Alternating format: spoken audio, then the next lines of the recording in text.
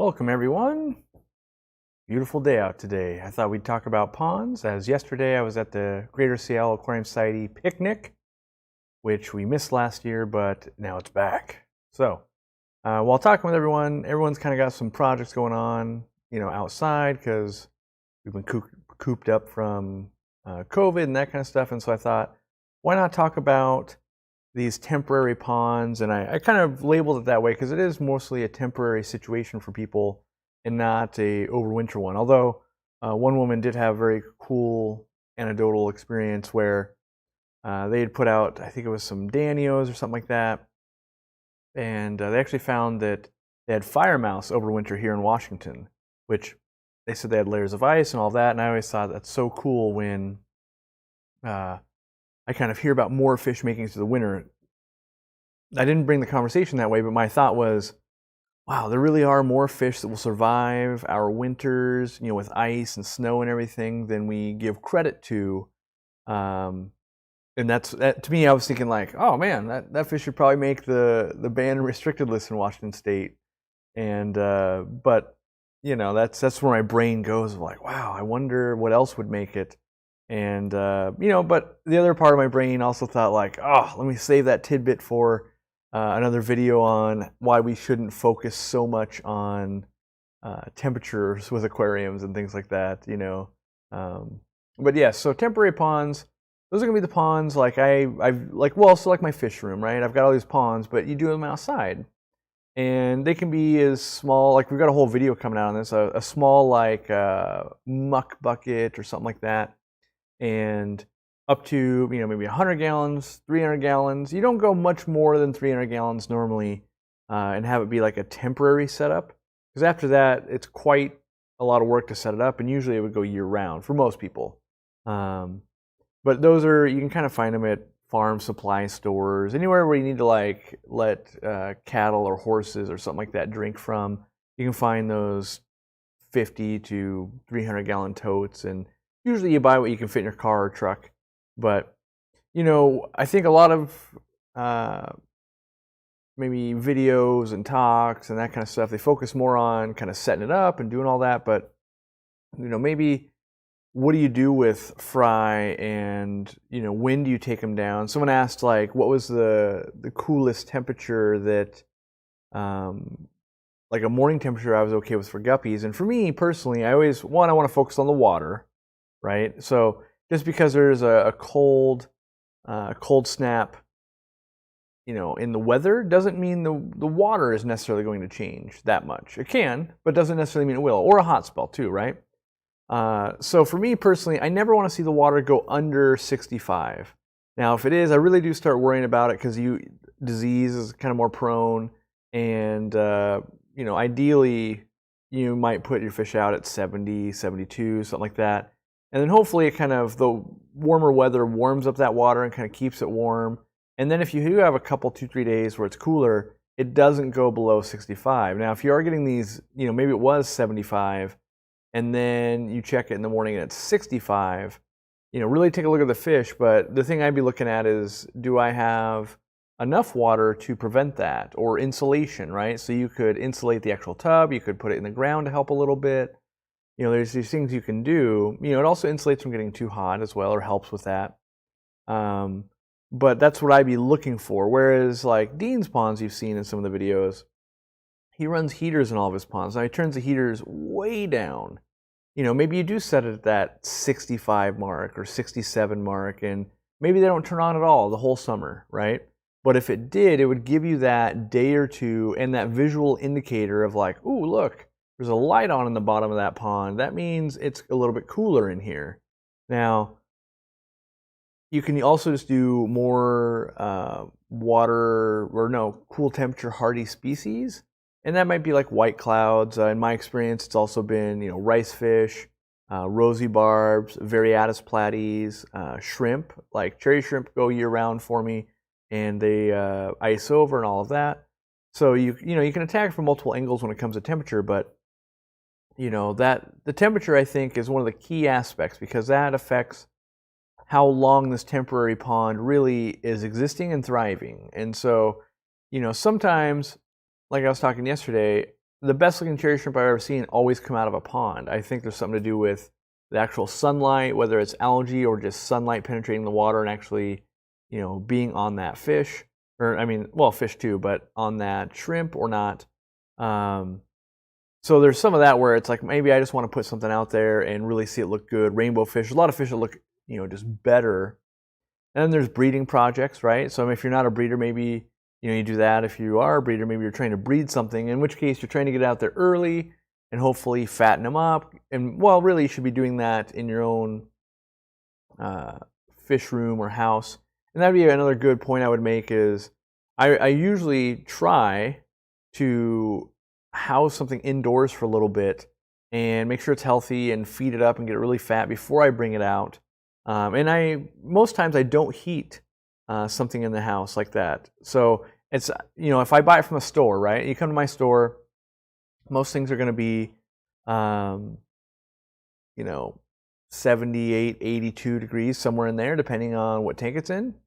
And if you go straight home and you dump that into your pond and it's only 72, it's, there's more of a chance for illness to break out, especially if there was anything wrong at my store. Like if there was like, oh, they were already getting bullied or anything like that in the tank, that stress of moving in different water parameters and different temperature can really have an impact on that. So if you take it to your home and quarantine it, quarantine, mostly just, okay, bring it into the house, maybe it's at 78, unplug the heater, and just let that temperature kind of naturally fall.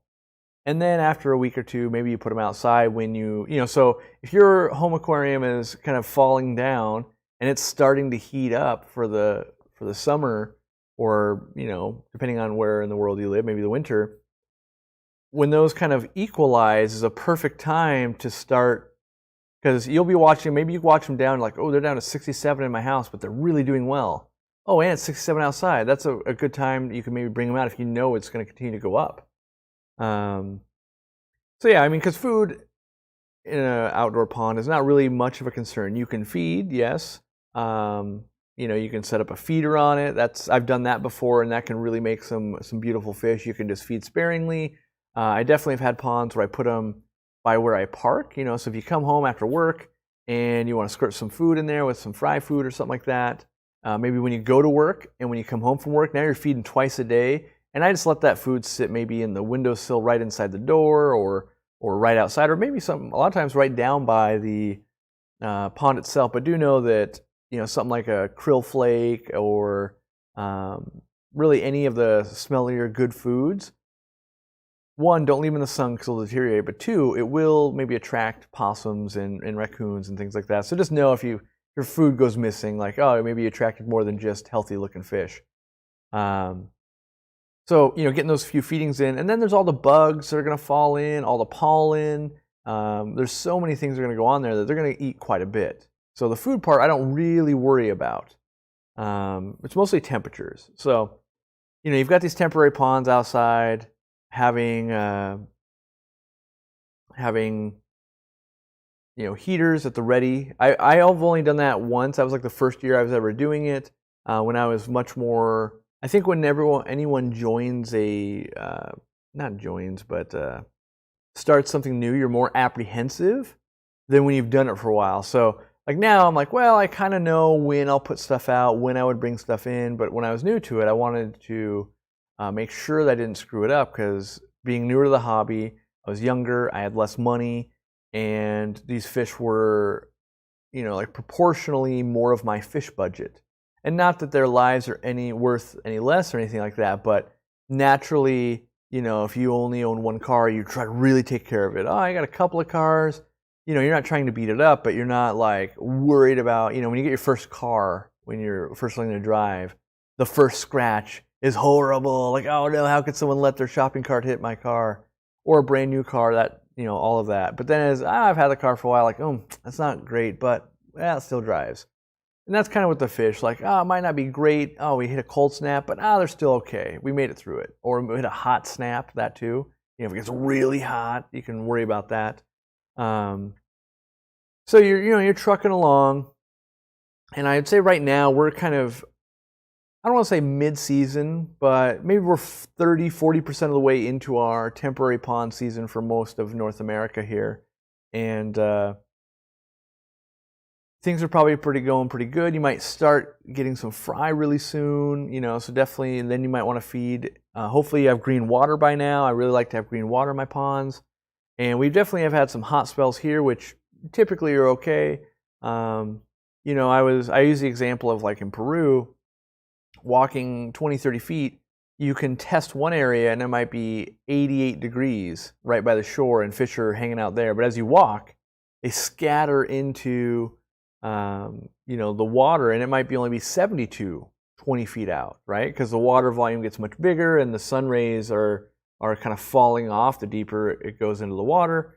And fish tend to handle that just fine. And so I don't really worry about it because I know, in a lot of the countries where these fish come from, there's hot and cold snaps as well. Even, I always think back to Peru because I've been there and a lot of our fish come from Peru. And there were days we were there that it was 60 degrees, cold and raining and very cold. And then the next day would be 90, right? Or higher. And even these big rivers would kind of fluctuate, not fluctuate so much in temperature, but stratify, as in stuff right by the shore really, really warm. And 10 more feet out, not nearly as warm. 10 more feet out, like, that's actually cool, down to 70-ish. And definitely in the side streams and tributaries, it got pretty cold and pretty hot in some parts. It depends on how fast the water is flowing, how turbid the water was, evaporative cooling. There's a lot of things going on there. And so at home, I try to stay, in a perfect world, above 70 and below probably 85 in a perfect world. And I can go a little bit either way without really running into like, oh man, what am I going to do? But, I would say planning ahead, like, are these fish going to come back into your fish room? And that's usually what I'm trying to do. Like, if I'm spawning white clouds or something, I want to make, like a good example would be, let's say I needed fish for the 800 gallon or your 55 gallon or your 125 gallon, whatever it is. You might go and you might buy a group of 6 fish, and maybe they're a barb or a danio, white clouds, something. Tetras are pretty hard to spawn, not impossible, but something you could reasonably spawn. Live bears for sure. And maybe you want to go, well, I bought 6. At the end of summer, I'd really love to have 60 of them. And that's an attainable goal, right? You could also end up with 160 of them, and then you're maybe taking 100 back to the pet store. But what I personally would do is, take that 160 you make and, let's say now, let's fast forward a little bit, right? We're towards the end of August, and it might still be really hot where you are. But you know that, okay, well, we're at a point where at some point in the next 4 to 6 weeks, it's going to transition to be too cool, right? We don't know exactly when, or at least in our area, we never know exactly when. And so you might go, and one of the things I might be doing is collecting some of the largest fish, maybe the original adults, right? Maybe some of the biggest fish that have grown, the first batch, or the racers, the ones that got the majority of the food. Try and kind of collect those and start bringing those into your aquarium, right? And maybe you have those in quarantine. I don't really worry about any parasites being introduced by birds or any outside sources, but you could. And maybe you start bringing those in and you're admiring their color and everything. And I like to make sure that they're going to adjust, right? Because by that time, they might be in 85 degree water and your home aquarium or my home aquariums are at 75, right? And so that's a 10 degree difference again. It's like, okay, well, maybe I'll let them cool down slowly and in that aquarium before I'm adding them to like Ladybird's tank. I wouldn't want to jeopardize Ladybird with, oh, fish got sick because I moved things a little too quickly.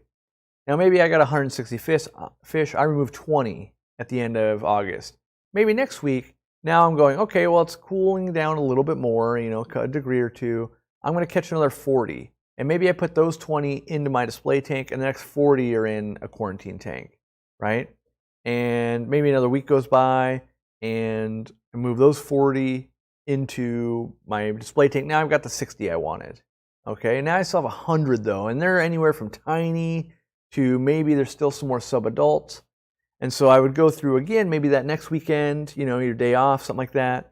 or maybe you're doing it daily and you got a little chair next to it and you're just netting some fish. But I would go and pull maybe that next batch of 40, right? Now this batch of 40 I might let sit for a week, and maybe now you've got the subadults and things that are like big enough to you can recognize what they are and all of that. And maybe that batch of 40, maybe you do see, hey, local fish store, are you interested in these? Or local club or friend or whoever, right? And you get those 40 and hopefully you unload them somewhere. Now you've got, that 60 left in your pond, and maybe now they're mostly fry, right? Like they're real kind of small. It's the latest batch in the season. What I typically do is now we're getting fairly cool, right? We might be, okay, we're second or third week into September here, and it's getting cooler. Maybe you pull as many of the fry as you can catch, because fry are hard to catch, and they're going to hide, and you're never going to get all of them, right? So you catch as many as you can, you get them in that tank. Now that tank, I would just kind of finish growing them knowing, okay, in a month or 6 weeks, I'm going to try and take these fish that I originally sold to a pet store or a friend or wherever, traded, gave away, and do that again. But I'll be doing that indoors. And then there'll be some fry left in the pond itself. Now, this is usually like, okay, there's 5 and they're hard to catch and they, whatever's going on. This is actually where I like to experiment. I like to try and then pick a point and go, okay, when do I think it'll actually be too cold? Or how long do I think I could push this? And what could I learn for next year, right? So I started with 6 fish. I made 160 fish. There's still 5 or 6 in the pond of just little babies. And now I want to see, this year, turns out I could have gone till the 3rd week of October. Or, whatever that's going to look like, or 2nd week of October, or maybe it was, right at the end of September. But now you can keep monitoring water parameters or temperatures. And again, if it gets below like 65, at 68 pretty much, if I have time, I'll catch those fish out. If not, I'll make time on the weekend and go, okay, this next day off, I have to go catch those, do my best odds at doing it. And then even when you think you got them all, you've probably missed some. And that's how like this woman had firemouth cichlids go under ice. And that's how I had cherry shrimp and white clouds. And that's how I learn, is there's going to be some that you probably just won't find. And I actually am okay with that. And then I get to learn from it. And there's going to be snails probably in there and, plants and all that kind of stuff too. But I want to know for next season, right? So if that pond is there, and I try to leave the ponds there, or at least I know where it is and I'll put it back there. So that way I can, replicate it next season. Go, okay, maybe I put them out a little too early, used a lot of, I had to put a heater in there and I'll wait a little bit longer. And, I could have waited, a week or two longer, assuming weather holds out. Now, weather's not the same every year, but sometimes you learn that maybe you're being too conservative and you could have gone, I'm in California, I could have went 2 months longer, could have went into November. Or I'm somewhere that gets cold really fast, right? What was it, in April? We were like kind of going hot, cold, hot, cold, hot, cold.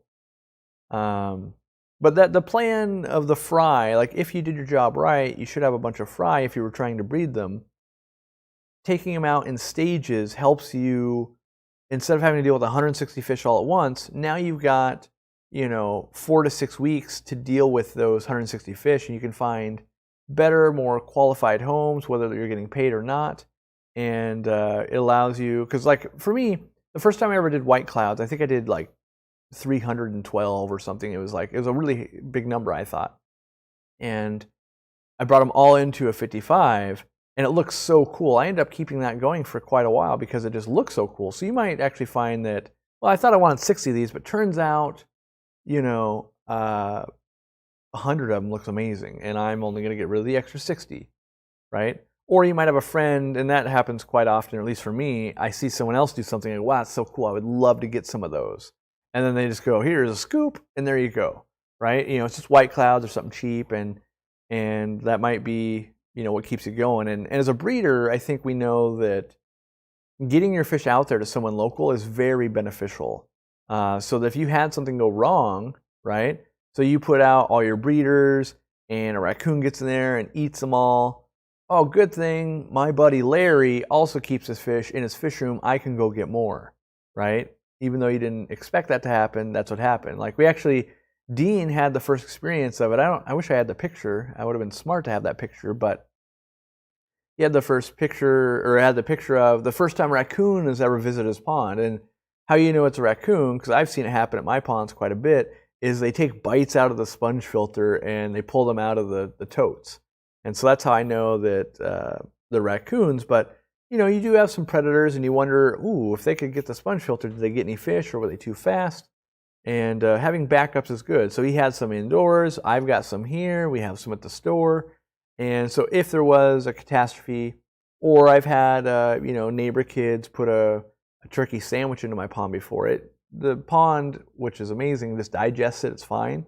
But if there was any poisons or just overwhelming, you know, something happened, right, you would have a backup source, and that's what's important. And also because, you know, at the end of your season, if you have most of your fish inside, you're able to push that envelope and kind of see what's going to go on longer and longer, and educate and learn, which I think is very important. The more I can learn each year, and every setup is different, you know, whether it's on the back side of a garage, in the front of a garage where it's getting mostly sun, whether it's in the front of the house, right? All these are going to play out differently each year. And so you can go, oh, I really enjoyed the way that one ran, you know, because, so, you know, a lot of times you might set up your first one, it's in the front of your garage where you park, it's getting too hot later in the day. So you decide, I'm going to put it in my backyard. And then next year you decide, or you find out, oh, it's too cold back there, right?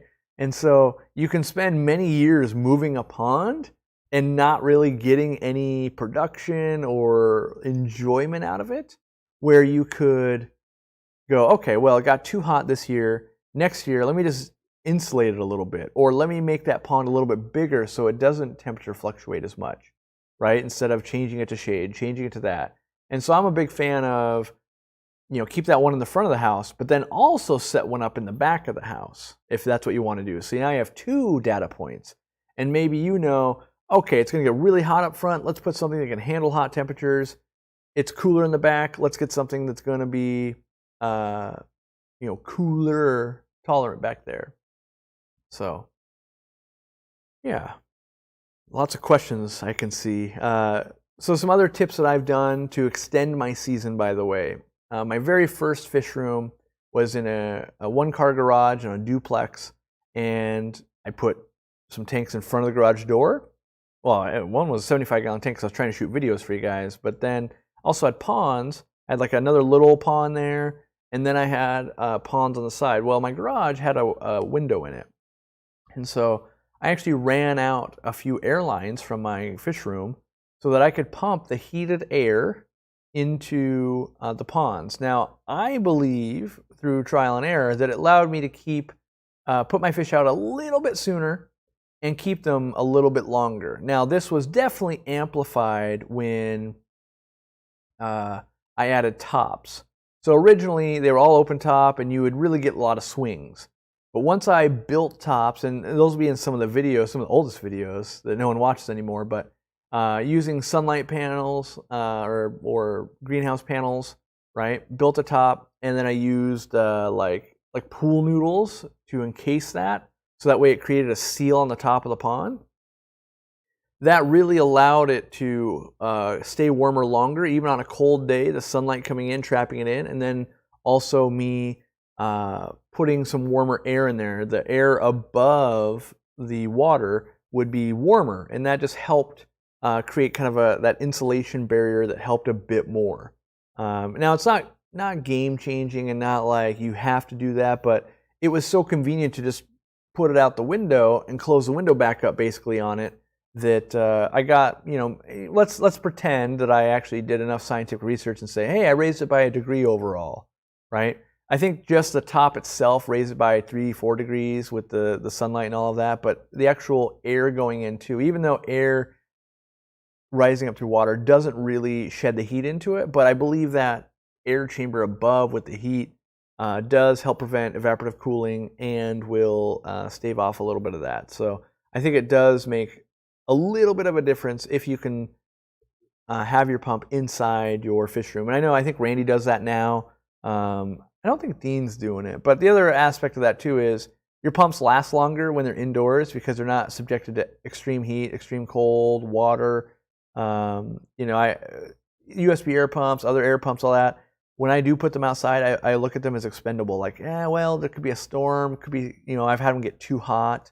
All of that kind of stuff. So even when you try to protect them, I guess. And so I get more longevity if I can run it inside. Even if you had like a little, a shed is really hot too, but something that's reasonably temperature control, like maybe your garage. Your garage might be a good example because you're venting out heat when you come and go. Maybe that is, maybe it's 100 degrees outside, it's only 80 in the garage, and it's 70 in your house or something, right? That'll help.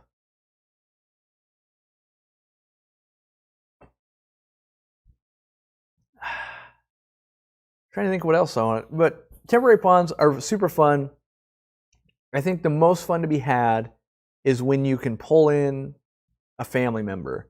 Now that could be a spouse, it could be a kid, a brother, a girlfriend, doesn't matter who it is, but I do think, maybe some of us experience, and I know I have with like my wife, like let's build an aquarium together. And maybe I'm super passionate about it, and she maybe is for the first day, and then maybe not, right?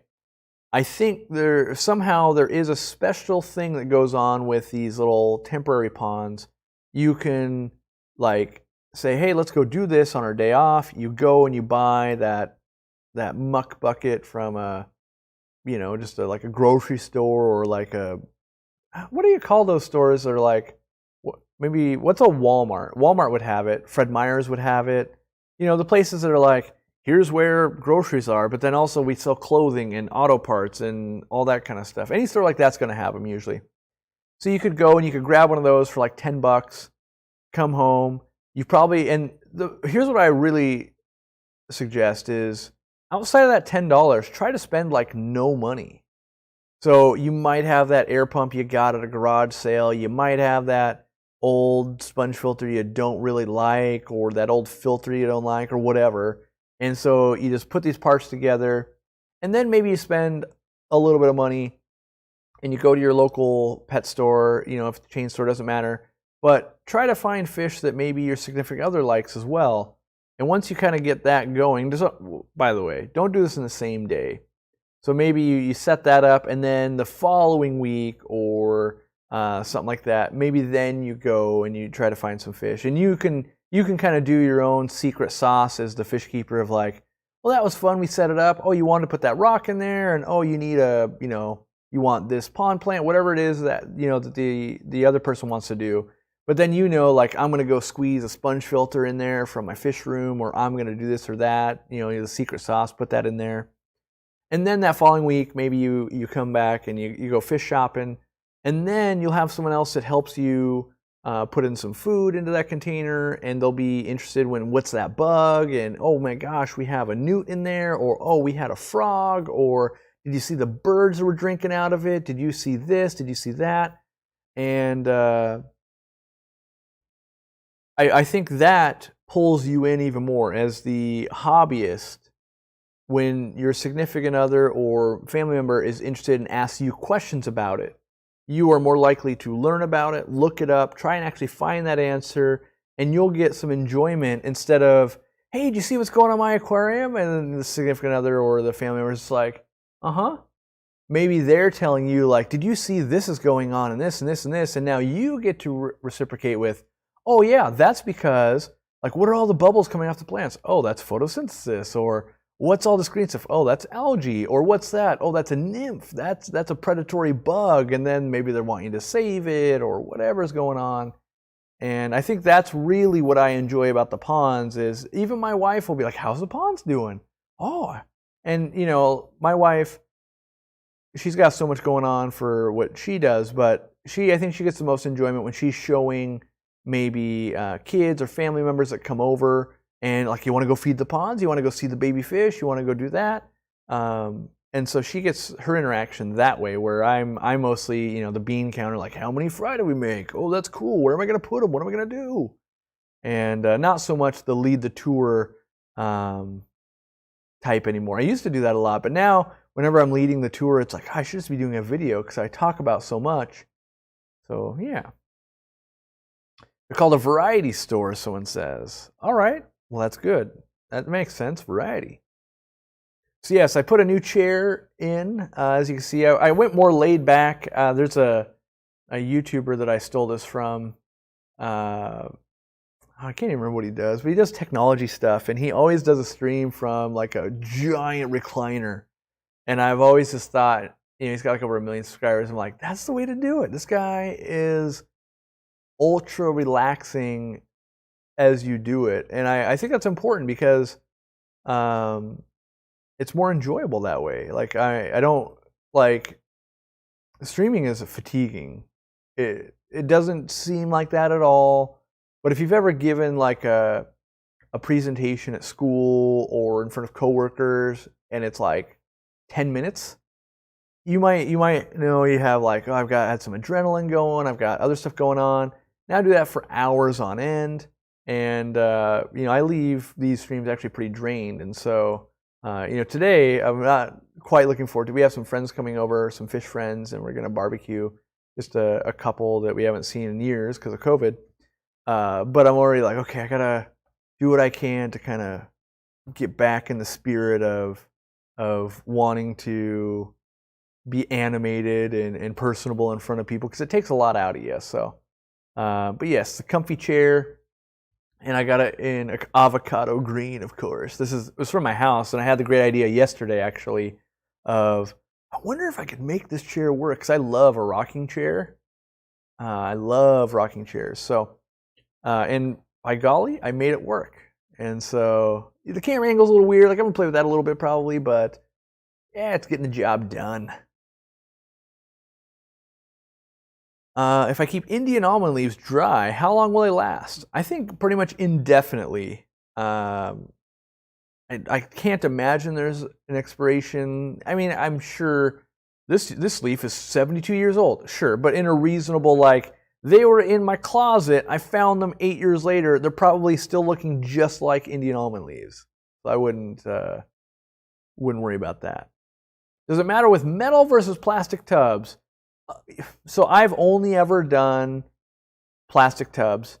Metal ones, there's different coatings and stuff like that you could run into. If I was going to do a metal tub, I would line it with something, whether it was the tarp, or you can buy a pretty cheap liners on Amazon a lot of times. Like I know a Tetra one, you get like I'm gonna pick a number because I don't know off the top of my head, but like 15 by 20 foot pond liner for $100.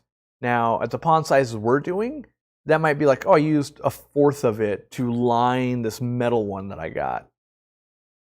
So, is this a stressless chair? No, but it is another, like, I think stressless chairs are Swedish manufacturer or something. It was some brand like that. It had to be, custom order because I wanted it in green. Because I'm that much of a nerd for Aquariumcoop. But yeah, it's been good to me so far. I've had this chair for a couple years, I think. We're sold out of something. I'm not sure what we're sold out of. I haven't gone over that lately. We've been in stock with so much. Must be a plant. I missed the peanut butter or peanut M&Ms in a cup reference. That's right. I need to do some more science to eat it.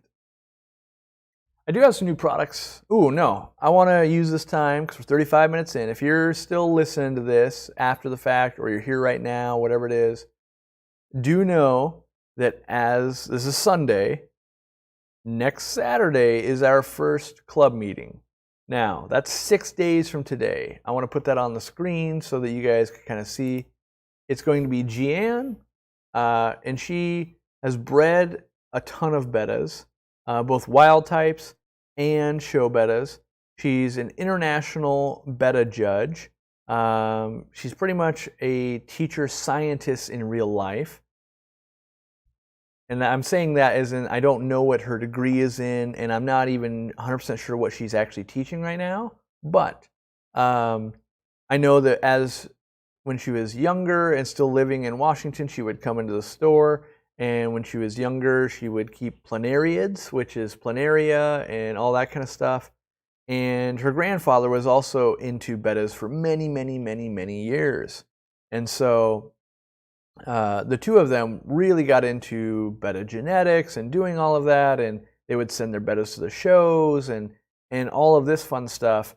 And that's what led her to become international betta judge and play in competitions and do all of this stuff. And so I fully realize that not everyone that is going to attend that is really going to be a betta nerd, but there is so much to learn.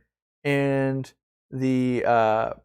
what I would say is maybe you're into guppies, maybe you're into something else, genetics and learning techniques or seeing breeding techniques or whatever you're going to learn here is applicable to most people's fish rooms. And as I was talking to another one of our speakers, actually, Lawrence Kent, yesterday at the picnic, I was saying, I much more enjoy the talks that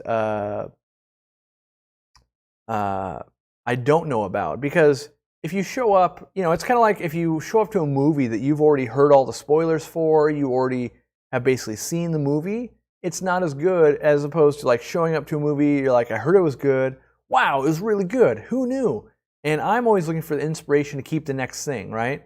And so you might be thinking like, who needs inspiration to keep bettas? Like, everyone's done that. Until maybe you've kept some of the wild species and the mouth brooding species and learning how the green alien bettas are made, and there might be something in that talk that you get from it. And I know Dean and I, when we listen and attend talks, it might be that maybe you knew everything about bettas, but you didn't know the trick that she had for harvesting mosquito larvae or vinegar eels or whatever, other knowledge comes with that. So, like me, if I give a talk on guppies, sure, I can give a talk on guppies, but what might I talk about around guppies that would be applicable to other people? And so that would be, my advice to you is, show up. I'll be at every single one of them because, one, it's kind of my club, but two, there's always more stuff to learn. There's a lot of speakers I've seen 5, 6, 7 times, and most of it will be a repeat for me. But usually, like let's say I see a Gary Lang talk 9 years ago. If I see that same talk 9 years later, Gary Lang has learned more. He now has more information to share. Same with Jeanne. And on the channel, she's been on the channel before. We did a couple 2-part series on bettas a long time ago when she was still back in Washington. I visited her fish room. Her fish room usually is, she's got her own YouTube channel, by the way. It's Inglorious Bettas.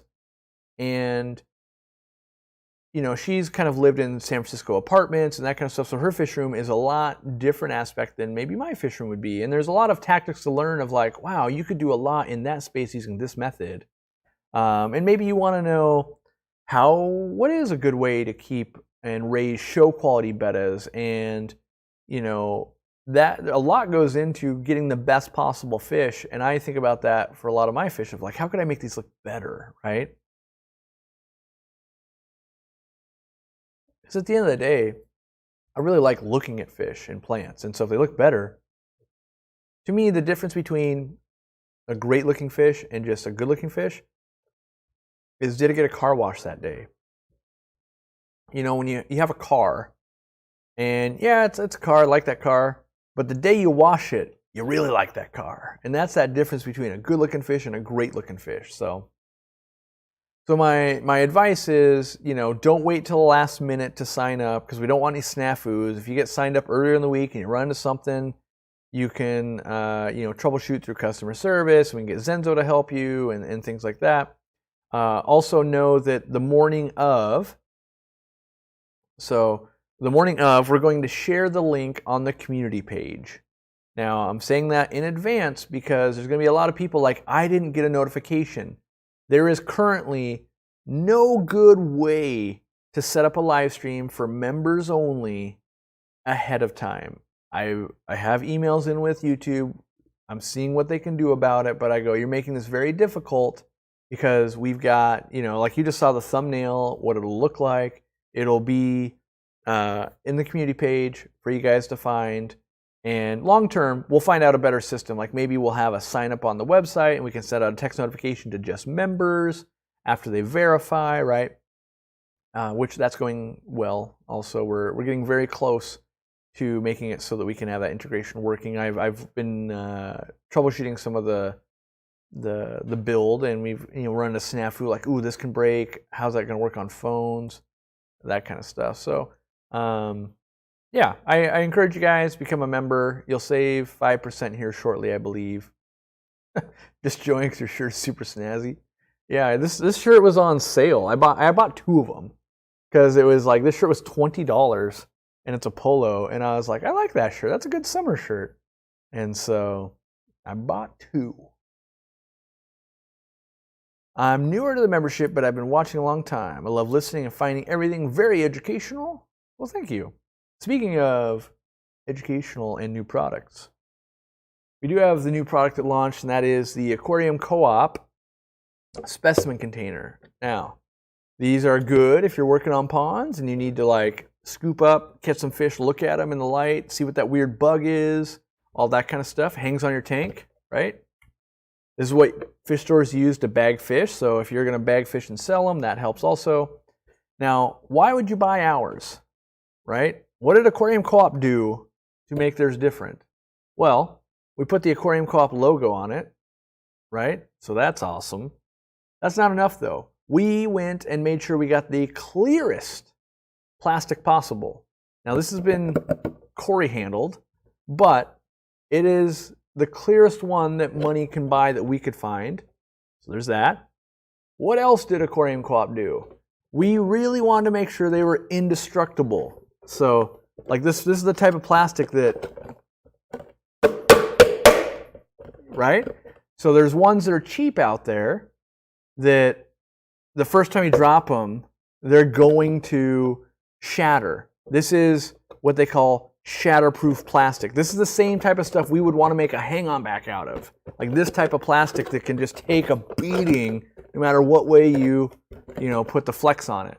Now the other thing we did is we were really a stickler about making sure there was no bowing and that kind of stuff, because this plastic is susceptible to basically the more, is it malleable? Is that the right word? Malleable it is. It can kind of, a lot of them can have like this weird like dip in it. We didn't want that either. So we beefed up, we actually put a lip on the entire outside of it so that it would reinforce the walls to keep them the way they're supposed to be. So yeah, and something like this, so why'd we do this? Well, the one that we were able to buy was pretty expensive, and we were selling it for $20. In fact, let me pull that up and make sure that I'm quoting some stuff right here. Yeah, this same size was $19.99, and we only made the large size. It was an incredible amount of money to have one size made. These, by the way, these are made in, we have these made in Taiwan. So different country of origin. And, but now, let me see what we sell these for. I want to make sure that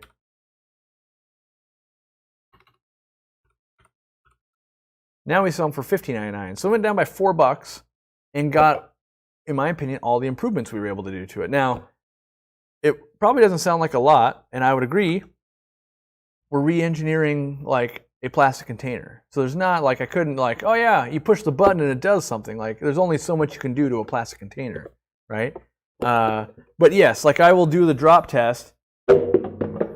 We've done this 100 times. Now it's out of my reach, but trust me, it doesn't break.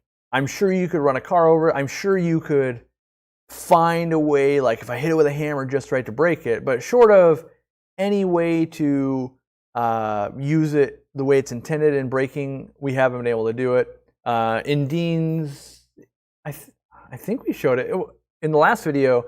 You can see that Dean uses it to hatch Corydoras eggs and things like that. So there's a lot of uses for them. They get used in the hobby all the time. So it's an expensive purchase. I will agree that it's just like, why couldn't I just use a Tupperware? And you can. I've used Tupperware a lot in my hobby.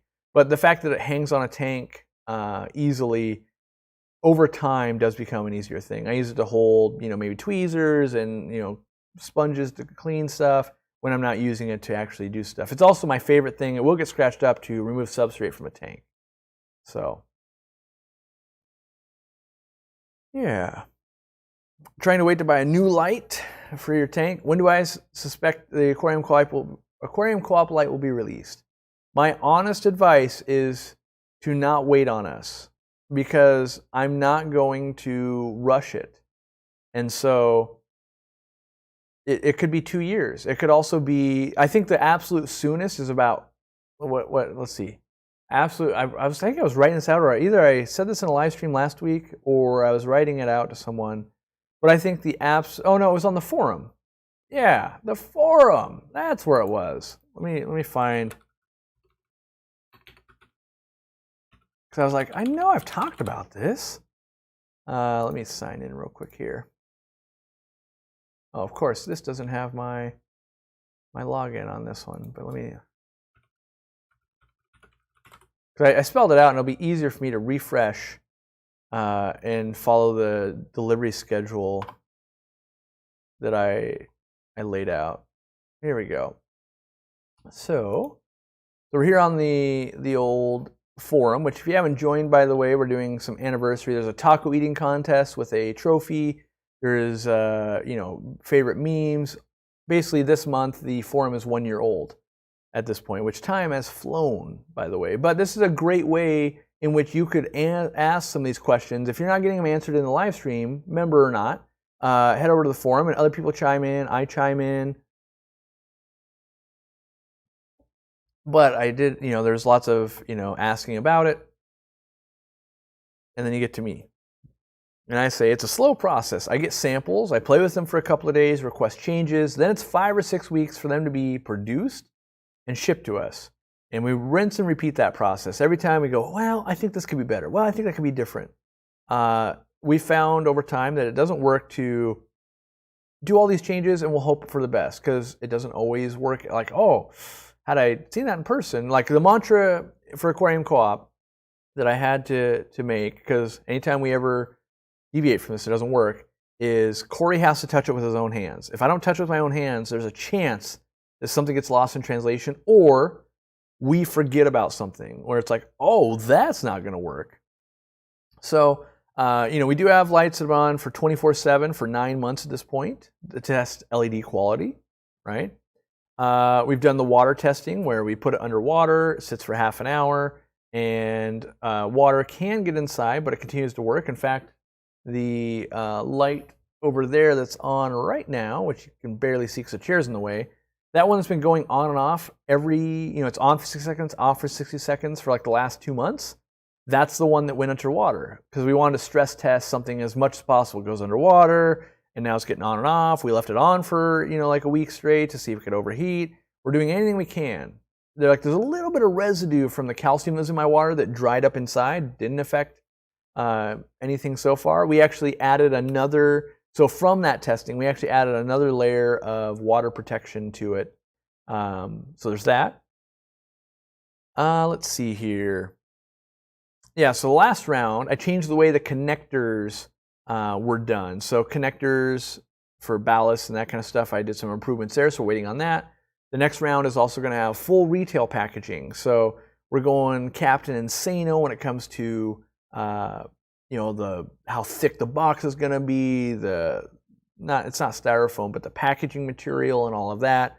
We're trying to make it so it's going to be really, really robust through, because we know that on average, we're shipping Fluval and Stingray in their own box, the box they come in. We want to do the same thing, but let's go ahead and know that if 98% of all these lights we're ever going to sell are going to be shipped, let's make it so that there's no wiggle room. Let's make sure that there's all the void space is filled. We want that presentation, and we want that, when you open something up and you're like, dang, they spent some money making sure this thing got here in good condition. So there's that. And if all of that is 100% perfect in the next batch, right? We still have to write instructions and take photos of everything so that we can design the exterior box and all the instructions. So that probably takes like a month, because you don't want to rush it. You could write instructions on a day. Well, sure. But then you want to come back to it a day or two later. You want to run it by people that haven't seen the light or the instructions before, right? And go, does this make sense? How would you explain that? Oh, you didn't know what that was. Okay. And you keep going through that. We need digital versions. We need like physical versions that go in the box, all that. And then from that point, let's say we got all of that done. We're then 45 to 60 days for it to be, there's other stuff I skipped. After we have the instructions and the production box and everything for the samples, we then are going to send that off to UL rating, so that can certify that it's safe, basically. And most eBay and Amazon lights, most of them will not be UL rated. It's an expensive process. It's probably $10,000 plus, because you have to have multiple units tested, and if it doesn't pass, you have to do it again. You might have to make changes, blah blah blah. So we're going to get UL rated. From that point, right? From that point, then it's 45 to 60 days. Well, for production and putting it on the water. And at that point, we could start selling them. So, from this point right now, the soonest, if everything went to plan and we needed no more changes, which is highly unlikely, we're 4 months out. But I honestly think there will be changes still. So, and I don't want to rush it. So that's why I don't want to say, like, I think we're going to have it by X. Like, now I'm just changing the tune to, if you need a light, go buy a light. Whether it's from us or not, it doesn't matter. I don't want you to continually wait for us to put something out and feel like, we're letting you down, because I don't want to let everyone down by going, well, we got it out next month, but it sucks. But yes, you could be a little more in the know or a little more in-depth questions if you join the forum.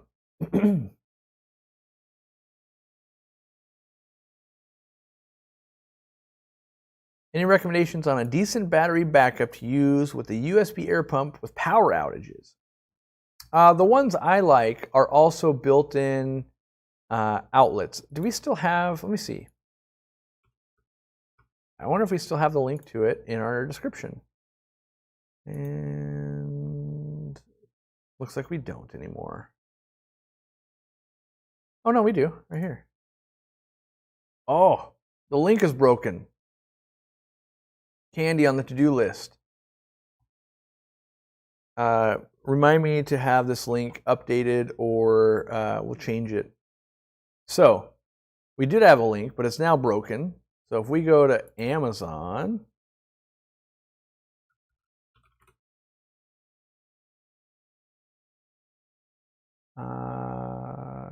plug-in power bank. The ones I like are this one. This one work out well. So this one's $45. The ones I used to use were $25. But this has 10,000 milliamps. Is it? No, it's not milliamps. I'm forgetting what mAh is. But basically, something like this, I think, lasts a USB air pump like 2 or 3 days. Now, why do I like this style? You're going to plug your USB air pump into that, and it's just going to stay charged, and it stays plugged in. The minute you lose power, it goes onto the battery that's built into this charger / battery bank. So the one they may have actually discontinued that one. Maybe that's why the link's broken. But I'll probably end up linking to, I'll see if I can't find, a cheaper one. How many? Yeah, see, this one right here is not a battery. This is just a charger. This one's 500 mAh, right? But it's $40. For $6 more, I'd go with the one that is 10,000, so double the capacity. But I like to use those in a situation where I'm worried about power being out. You can obviously use any battery bank. It doesn't have to be Anker. It doesn't have to be that. I just like that brand. I find them reliable. I would actually buy stock if they had stock. I love Anker. I probably have, like I've got stuff right here. I try to buy, jeepers. I try to buy all my cables and everything Anker, because they've never let me down. I've got several cables running equipment right now. And I just find them to be good quality. They're a little more expensive for sure, but this Anker? No, that was something else. But it's that's what I would use. and I've been wanting to tell someone about this for like a long time, so I'm just going to tell you guys. And I don't know how to put it on the screen, but so I've got headphones, right? And as a nerd and a guy that has to be in Zoom calls and stuff all day long, usually you got to charge your headphones or have a cord. My absolute favorite thing lately is these magnetic cords. So you see this little cord right here? Now it says charging battery. But I love that I can do this, and so then I've got this little Bluetooth keypad right here, right? Same thing. So you buy the little, it comes with a little, if I can get this thing out to show you guys. Like this is a little USB-C, right? You plug that into your phone or your device or whatever it is, and you can get micro USB, you can get lightning adapter, you can get any adapter. You just put that in there once, and now it's a magnetic thing. And so I can plug that into a laptop, I can plug it into any little device I have. And so for my headphones, why is it so magical with your headphones? If you have to live in headphones like I do, you might be, you're charging it up because you're working, you're doing all that call. And then if you're, maybe you're leaning away to grab something, you're putting a lot of stress on the cord, it can just come off. Or you get up, sometimes it's like, oh, okay, someone's grabbing coffee, I'm gonna run and use the bathroom real quick. And you like forget and just doink, so you don't rip it out of your computer and that kind of stuff. So this $20 investment, and it's like the one with like 1 billion reviews on Amazon, has been absolutely worth its money. I'm gonna see if I can find it real quick because I love them that much. That's an addition in the last 2 weeks that there's very few items in my life that become game changers, and this thing has become a game changer. Let me see if I can find it real quick. Is it not that one? Because I want to give you so there's like 1 billion. There's 1 billion versions, and I want to some of these may not work as well as the one I have. So I'm trying to find. Oh, jeepers. Of course, I can't find it. Magnetic charging cable. Maybe it's this one, maybe. Looks semi-familiar, but no, because it's got that side plug. Mine are all... But anyway, you can look into it, and maybe next week I'll have an update of what it actually is. But man, it is such a good thing to have. I love it. I love it so much. You think that 3 angels, 30 bloodfin tetras, and 18 Paleatus cories would do well on a 55 planet tank with a Fluwall 307? Yeah, I think that would do just fine. I think you're good to go on that. I am thinking of moving my cory eggs to hatch and grow out in a low boy tank with stable ecosystems. Would that be better? Would that be a better way to grow out more cories? Or how do they do wholesale breeding? Wholesale breeding, a lot of times, they're using big spawning mops, and they'll just take the big mops and hatch them out in like floating containers. And then from there, they will keep feeding them in the confined space. So you want to keep the food confined, but lots of water can go in and out. So kind of like a giant version of Dean's fry system is what they use at, well, the ones I've seen at farms that are farming Corydoras. And then once they're like big enough to be like, not sellable, but you could see what type of fish it is and that kind of stuff. Then you can really be feeding the pond. But you might have like this floating. A lot of times what they'll do is they'll use like the styrofoam coolers and cut out sides and put like foam or mesh, and you got the eggs in there growing up, and you might have 4 or 5 different batches, or maybe you've got 5 different of those floating in this one container, right? You feed each one, and then after that, when they're big enough, then you can release them all into the bigger punks. Will find the food. So, how many coolie loaches in a 5-gallon, if it's possible, to bed? I would do like 3. If I would start with 3, see how that goes for you. Is Seachem fluorite sand soft enough for a Fahaka puffer? I would say so, yes. I would love to do a planted tank, but I'm nervous to do that with just pool filter sand as I've had bad luck with plants. Yeah, in general, puffers could be hard on plants anyway, but not all Fahaka puffers want to burrow. I've seen a lot of people set them up, and then they're like, "Mine never burrow. What should I do?" And like, is it doing fine? Great, it doesn't want to burrow. So, but you also find some that love it, and I don't know. I don't know the differentiating factor on what changes that aspect for people.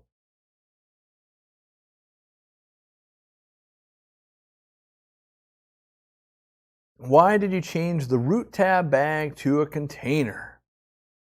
We did that so that there's less likely for them to get crushed in shipping.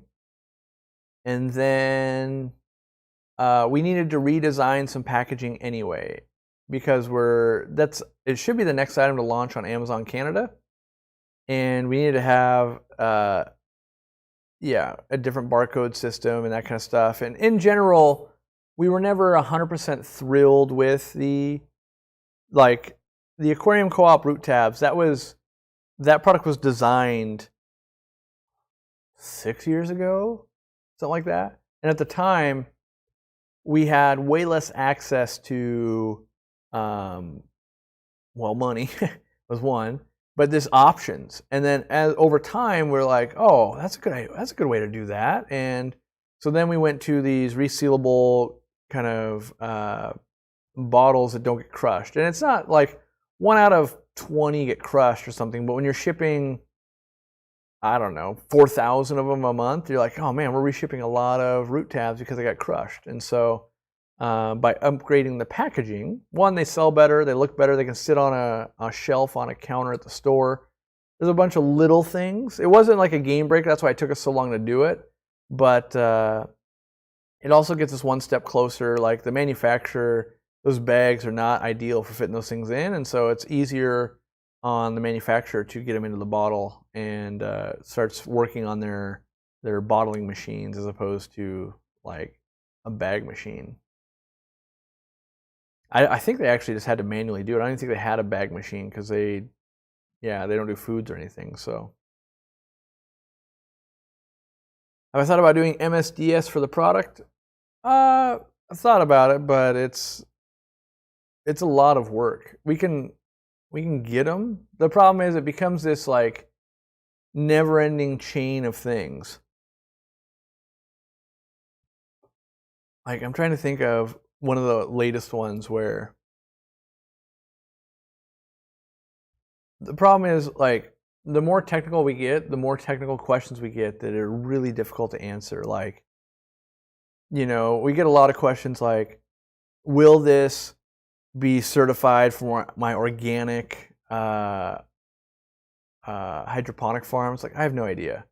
What version of this chemical is it derived from? Like, we don't know. And we can obviously request it from the manufacturer. It's a long process. So then they come back with some jargon that we tell the customer, and they're like, okay, but what does that mean? And like, I don't know. We only test in the aquarium environment, and so it makes it just difficult. But we did MSDS when we tried to launch Easy Green worldwide the first time, and there's so many different standards worldwide and things like that it was just a colossal nightmare. The certifications and all of that, and it was just kind of this like, wow, that is way more difficult than one would think. And so we don't list them. Less than a month to Peru? Yeah, basically. Still got a lot to do before we go to Peru too. I think I have to fill out this crazy long like Ministry of Health Peruvian health certificate, and there's COVID tests we have to do, and both like leaving here and getting there, we have to wear a face mask and a shield while we fly at this point. Yeah, I got to make sure that I've got all my right clothing ready, and start running down the list of stuff. We need a like spike? All right. We got to hit that like button, everybody. Send out the notifications. I just bought a baby Fahaka puffer you guys had at the store. I'm wondering, what would you feed him and how often? And also, what tank size would you put him in? That sounds like you want to know how to keep it alive. I personally would keep it, I would start it in a 40 breeder. I would be feeding it lots of homemade snails and then the occasional like frozen bloodworms. Then I would start, when it gets a little larger, working it on to clams. And then I would probably keep it in a 125 for the rest of its life. If it did outgrow that a little bit, then I would go to a 180 gallon is what I would do.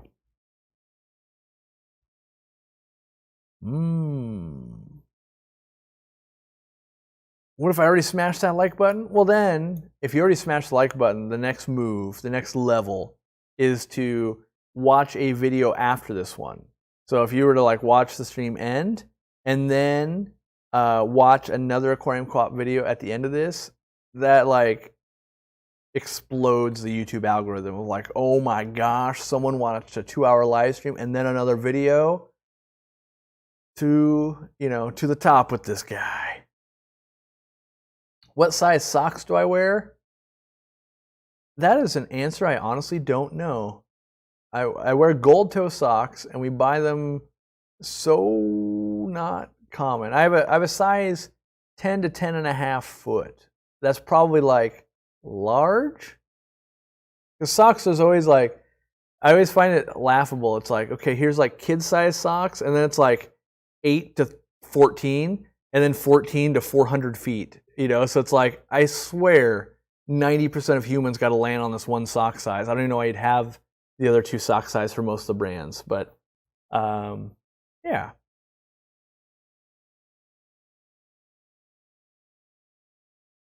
He's in a 75 right now, that Fahaka puff we're talking about, and now he's got to get a new one. Oh, boo-hoo, he says. Can I talk? Wait, do I know much about queen plecos? I'm guessing queen arabesque. I think they're super cool and I want for my tank, but I've heard they prefer to be in groups. Yeah, every fish prefers to be in a group at some point in its life, pretty much. Even Fahaka puffers like, but they kill each other. Like, yes, but they have to mate and all this. So the fish keeping hobby is one big question to yourself of like, do I think this fish is having a good life? If you answer that question with yes, you're doing a good job. Like the person that was putting 30 blood fins in his 55. If you say, well, would they prefer to have 31? The answer is yes. Would they prefer to have 300? The answer is yes. Would they prefer to have 3,000? The answer is yes. Like it never stops. 3 million, 3 billion, 3 trillion? Yes, right? But at a certain point, if you take that question out of the vacuum and you put it in real life, right? Well, at 30, can you take care of them really well? Yes. At 300, can you take care of them really well? Well, maybe not. Maybe you're feeding so much food and they're so cramped that you have to change water all the time, and maybe that's actually worse. At 3,000 of them, you might definitely be at that, right? Like I know for my store, we can do about 300 of a tetra.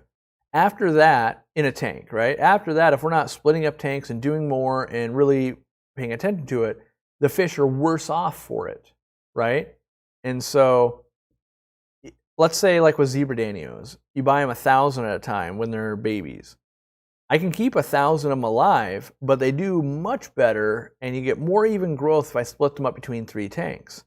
Now, if you were to ask me, what do you think is better, Corey? You keeping 100 zebra danios, or you keeping 1,000? I would say I think 100 is better because they're going to live a better, healthier life. It's less stress, all of that. Now, at the size and the price we want to pay, though, the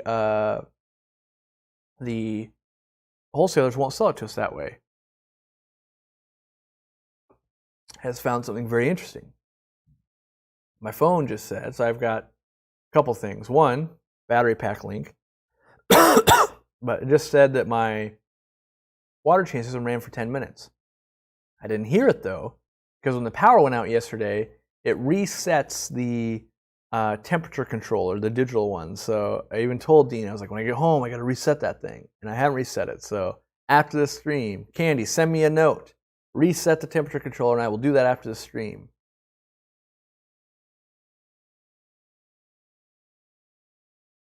Can you still feed Murphy if you wear something with him on it? Yeah, sure. I mean, it's supposed to be the shirt, but yeah, if you wore a hat and you ask, and all of that is always assuming the staff can make it happen. Like maybe they're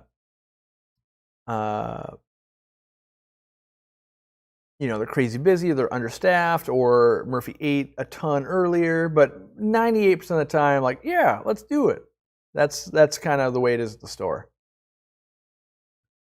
You talk about how you keep track of all your nets in the fish room. I personally, so at the store and at home, at the store we use a 2-bucket system. So the way we do it is we have 2 buckets. It's actually better if you have 2 different color buckets, but we actually used a miniature trash can, like a little waste bin, and then I think another little miniature waste basket. But what we do is if the nets are down, so like the net part is down in the bottom of the bucket, it's ready to use. It's been washed and made sure there's no fish in it and all that, like that kind of stuff, right? So it's a ready to use net. And the other bucket or container is upright nets. So when you use a net and you're bringing it back, you put it upright, so the net part is up top. That's the way we do it in the store. So we know, like, oh, you grab from this bucket, when you put it back, you put it in that bucket, and you know which bucket is which because the nets are oriented this way. Now for me in the fish room, when I'm using nets, I'll use the nets and then I just kind of set them on my stainless steel sink counter thing, and then down below is the bucket of all the nets that have been washed. And so when you build up a little bit of nets at the end of the day or the end of your hour in there, whatever it is, wash them, put them back in, you're good to go. When you looked into making your own root tabs and liquid fertilizer, did you look into how they gathered the nutrients? No, I didn't. There's only so much time in the day, and the thing is, like, over the last 7 years, I'm pretty sure nutrients have to change, right? So to give the equivalency here is, like, when I went and bought this can of Diet Coke, did I research this can of Diet Coke's trip to the store which I bought it? No. And will it be the same trip it takes next time? Maybe not. So if we needed, I'm trying to think of the type of iron that's used. I can't remember the name, but let's say pre-COVID, let's just use a more recent example. Maybe we got it from a factory in Alabama. Well, we don't get it, but the manufacturer. Maybe it's sourced in Alabama. I don't know, right? And then they had to close down from COVID and all this and all that and all that. And then there's like, oh, there's a factory in Texas that makes it. Was it ferrous oxide? Is that what it is? It might be ferrous oxide. I can't remember. But then we would just buy it from them instead. And basically, we rely on our manufacturers we partner with to do things as sustainably as possible. Now, there is definitely chances for that to not happen. But I think, there's also, there's still the same chance. Like, I could spend a month of my life researching something and I go out to the factory and I see it all, and the day I leave, they change it, right? We put a reasonable attempt to go, hey, let's work with people we know that want to be sustainable and actually care, and what can we do to optimize. And we focus a lot more on how can we optimize the parts that we can touch and actually oversee, as opposed to earlier in the chain, because you can assume everything's going right, but it's really hard to get proof, long term. So yeah, and that's stuff like, we use eco-friendly recycled pallet wrap, and for a long time we were reusing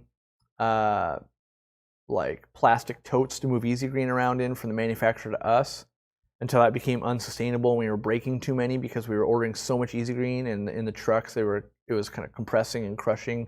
So it was actually worse because plastic was breaking.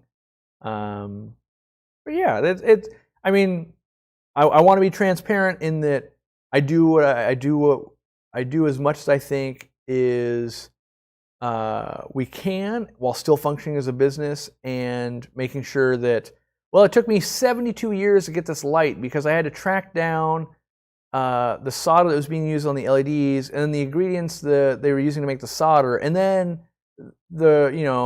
I wanted to talk to Bob and his son who run the mine for that ingredient. And then I want to talk to those workers.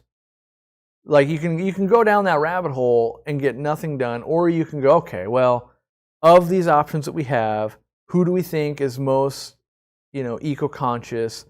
Can we ask them a few questions? Can we, we saw that. Can we actually do this instead? Could we tweak that and get that a little better?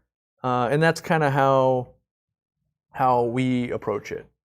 Do we bottle the Easy Green in our facility? No, we get basically a semi-truck arrives with, I think our standard order is like, and don't quote me on this one because I am out of the loop with current quantities, but I think it's somewhere between like 10 and 15,000 bottles at a time, like every couple months.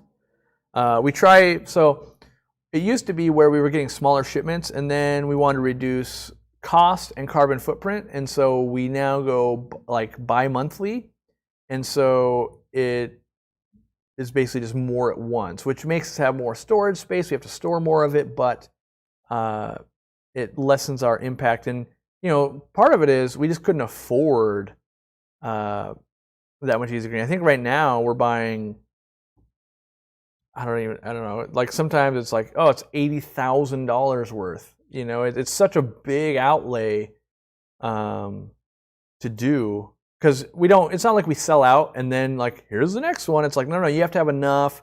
You order it, it comes in. And so you end up having, like if we sell this much every month, we end up having this much on hand to lessen the burden on, one, keeping the price down for you guys and doing a little better for the environment. So, but you can't do that with every product. We can't store every product. Some products don't make sense. Some have way longer shelf life. Some don't move as fast.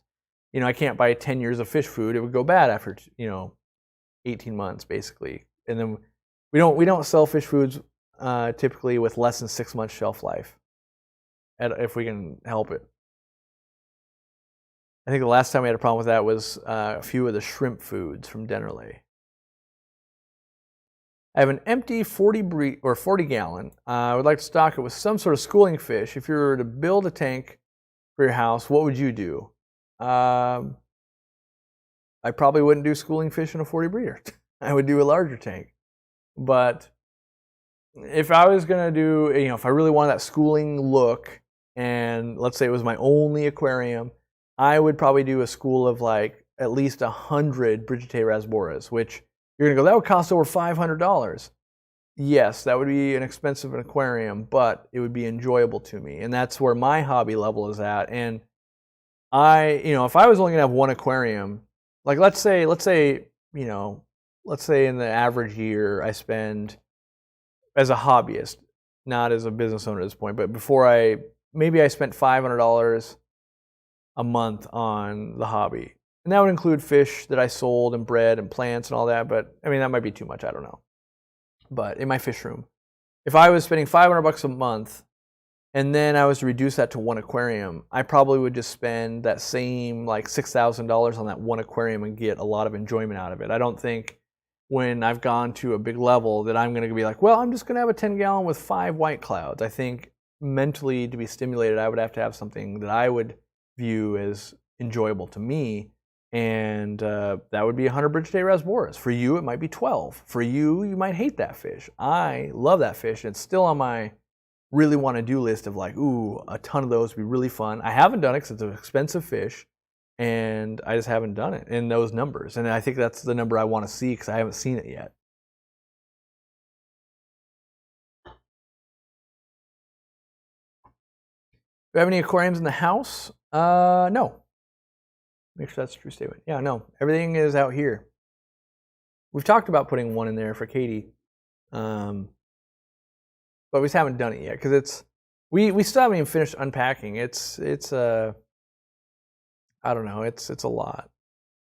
which I know everyone knows that packing or moving is a lot, but you know, there's always continual decisions in my life. Like, do I go to Peru for 2 weeks, essentially, like out of out of town for 2 weeks, or do I help unpack more? Do I help do this? Do I help do that? Do I do this? I still don't have a lawnmower, by the way. Like, it's getting comical at this point. My neighbor mowed again, which was awesome. But yeah, I don't know if I said this, but the replacement, the brand new Toro mower that I ordered, it I guess got cosmetic damage, and I had to order parts to replace it before the dealer can deliver it. So but stuff like that. Like, we're behind on yard maintenance. We're behind, and there's still a lot of other projects. Like, we have scheduled out a crane to come out, take out 2 big trees because it keeps dropping limbs that are going to spear through the fish room. We had to use a chainsaw, cut them up last week, and then a day later another one came down, and so this tree is just dropping widowmakers left and right, and it's 10 feet from the fish room. So there's that kind of stuff going on. We need more storage. So there's a lot of projects that are moving forward, and then I'm going to be out of town, and so it kind of leaves Katie to fill in a lot of holes, and then it's like, oh, and then if any spare time, let's unpack more boxes, and then hopefully set up an aquarium maybe one day. So we haven't cleared the space to get, we got this chair out here, we got the chair that needed to go where this chair was in that spot yesterday. We did the picnic yesterday. I did more work, on the club and that kind of stuff. So that just sounds like me whining, which I am. So I'm just going to move on. But in a perfect world, we'll set up probably an aquarium out there. And and the power was out yesterday too. I was like, what else would happen? Oh yeah, power was out for 3 hours, so there was that ordeal. But any sign Aquahuna will be getting more chili rasboras? I assume they will. Right now, it's just the summer season. Summer is always a little bit down in stock levels for stores because wholesalers and because fans right now. Like right now, like last month. So to give a view into the aquarium co-op, or at least your local store in general, and I would wager this is probably for your local store too, because it was always for my store and stuff like that. Which, by the way, a lot of people say that I never say the name of my store. My store is Aquarium Co-op in Edmonds, Washington. By the way, there's people at the picnic. They're like, we didn't know that you were, we know you're online. We didn't know you had a store. Yes, our store is Aquarium Co-op in Edmonds, Washington. But sales basically, so from February, so the month of February being 28 days, right? And then the month of June, our revenue was like 60% in June. So we're down 40%. And this month's looking to be worse. Like, as weather gets better and people travel more and do more stuff, sales and stuff like that go down. So it just becomes harder, not harder. Well, it does become harder, but things are a lot tighter. Meaning you got to carry your staff year round. We don't do any seasonal staff. So, it's like, well, that month in the store we didn't make any money. We didn't lose money. There has been months where we've lost. Well, 1 month where we lost money one time. We're not really making much money, but we don't have to send. We don't have to lay people off. We don't have to reduce hours. Right now, we're still in the phase of, if you would like extra time, we're slow right now. You can have more time off to enjoy the summer, knowing that we usually get busier in the winter. And we try to plan for that, and stock levels plan for that. But the bigger topic here is pretty much everyone goes through that. And so if every store is tighter, they're ordering less fish, which tightens down wholesalers, which is a funny thing, because then it's like hard to make sales. Like, well, there's not as much to buy. And so it's kind of like, and then that's like that last week of August, and like, okay, it starts ratcheting back up. It doesn't just spring back up like full stock levels. It's like, okay, and then, by maybe November 1st is where we can get everything again. But it's that crunch, and we can't really, if we could, we would plan through that of like, it doesn't make sense to like, well, buy tons of fish in May and hold them all the way to November. That you're just losing money trying to keep fish fed and clean and all that for months and months worth of fish. But so my advice to you would be, one of the best things you can do is spend money at your local fish store or online, or if you know you're gonna buy fish supplies, one of the best things you can do is buy it in the slow seasons. And if you go to a local store or something like that, you can even just let them know. You'd be like, hey, my guess is you're a little bit slower in the summer. I wanted to come and make sure that I bought my stuff now, and I got, get a great experience. You'll be slower. You can answer more questions, spend my money here. And you've got a better chance that they remember who you are, too. If you walk in the day before Christmas, there's 4 billion people in there. They don't remember you spent $500. Everyone was spending $500. But in the middle of summer on a Wednesday when it was hot and they hadn't seen a customer in 2 hours, and you walk in, you spend $500, they go, wow, thank gosh for that person today. That person is going to make it so that we aren't in trouble. And I implore you to do that. I mean, I know I've been talking to other stores, like there's King Lee's store, Twin City Guppies, and he opened in the summer and it's rough. I know what he's doing, and he's probably gonna make it. Hopefully, we're gonna try and help him. But I know what it's like to be owning a fish store in the summer, and it is brutal. It is brutal. Can be, maybe other people got it figured out, but it can definitely be really slow, and it's hot, and you're a lot of stress.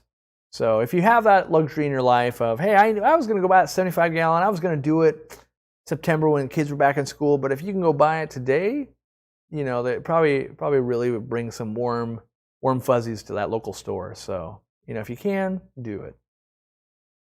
Better chance to feed Murphy? Yeah, if you come to our store, you've got more chances to feed Murphy and interact with the employees. And like 2 Sundays ago, I think, maybe last Sunday, I can't remember, but I was at the store, right? And I brought that not ghost knife, the elephant nose home, and it was a ghost town, literally a ghost town, because it was 100 and something outside. It was only 85 in the store, and Dean and I and Jimmy roll in, we film, and we do it. There was one customer there. We ended up taking, selfies with them and all of that, and, same with Dean, and, so that it's slow. And I knew I could go in because it would be slow, even on the weekend in the middle of the summer on a hot day like that. So, and our store is usually there's a line to get in. So if our store is that way, I imagine other stores are that way. Maybe, like I said, maybe they got it figured out and they're killing it. We haven't been able to figure that out yet. Any plans for doing a live stream in the fish room soon? I haven't thought about that much yet, actually. We still are in the get the fish room done phase, and yeah, I don't know. It's been to move like this, like our house hasn't finalized yet or anything that we're trying to sell. There's still just so many day-to-day things that just come up. Like, I know that I'm trying to order Peruvian money right now. I'm trying to buy traveler's insurance so that when we're in Peru, and there's all these things, like I've got a list of like, today let's work on that. Oh, the website's not working.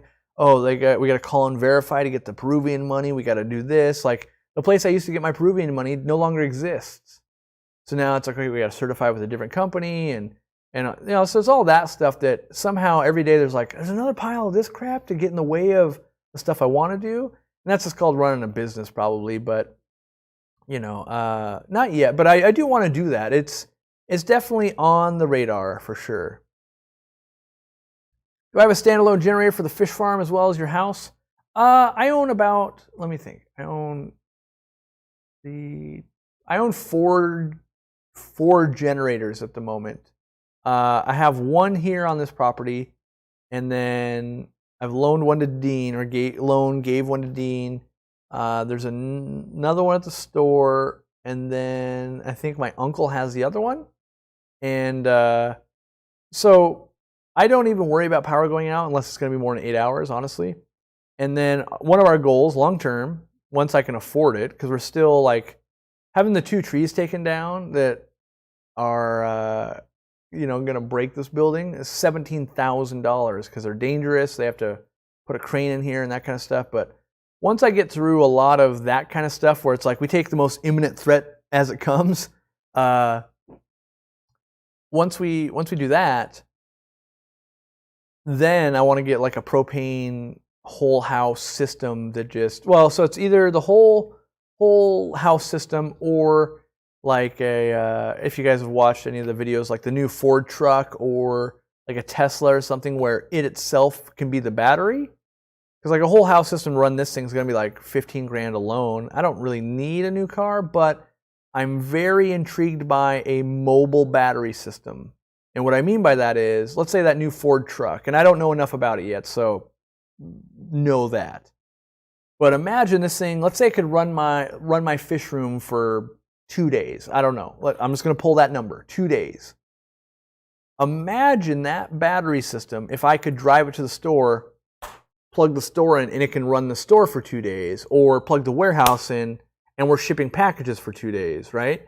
So I could spend $12,000 and have my house covered, or spend a lot more money, probably $50,000. I don't even know what those are going to cost, but a mobile giant generator like that could be useful might make a whole lot of sense. I don't know, but I haven't, gone through all of that. I just know that, I want to look at integration on how hard or easy would it be to do that.